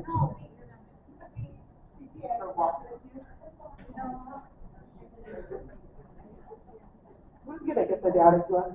And how are we getting it? And when? I'll have to get it to them, and they're saying about time. But we'll find a way. Did we send it to a distribution list? We'll probably post it on our website, and perhaps we can send out an email to tell you where to find it or send you a link. Last question. We got to get these guys. Custodian should have gone home 4 hours ago. I don't really want to talk, but I am a Woodstock parent, and we had good representation with our teachers too. We just want to know if we will have a meeting at our school. Yes. Thank you. Yes. Be glad to. We'll ask our other questions. I know I've already got scheduled to come to your school community council and PTA, and then we can do a broad, a general one. That's what I was asking. I'm sorry, I missed that. Can you just publicize when the Woodstock meeting is, so Morningside? Sure. If we're gonna merge. Sure, it'll be published, yeah, you bet. Thank you. I know we gotta let folks go home, and some of you won't leave until we just call an evening, so thank you, this is great feedback.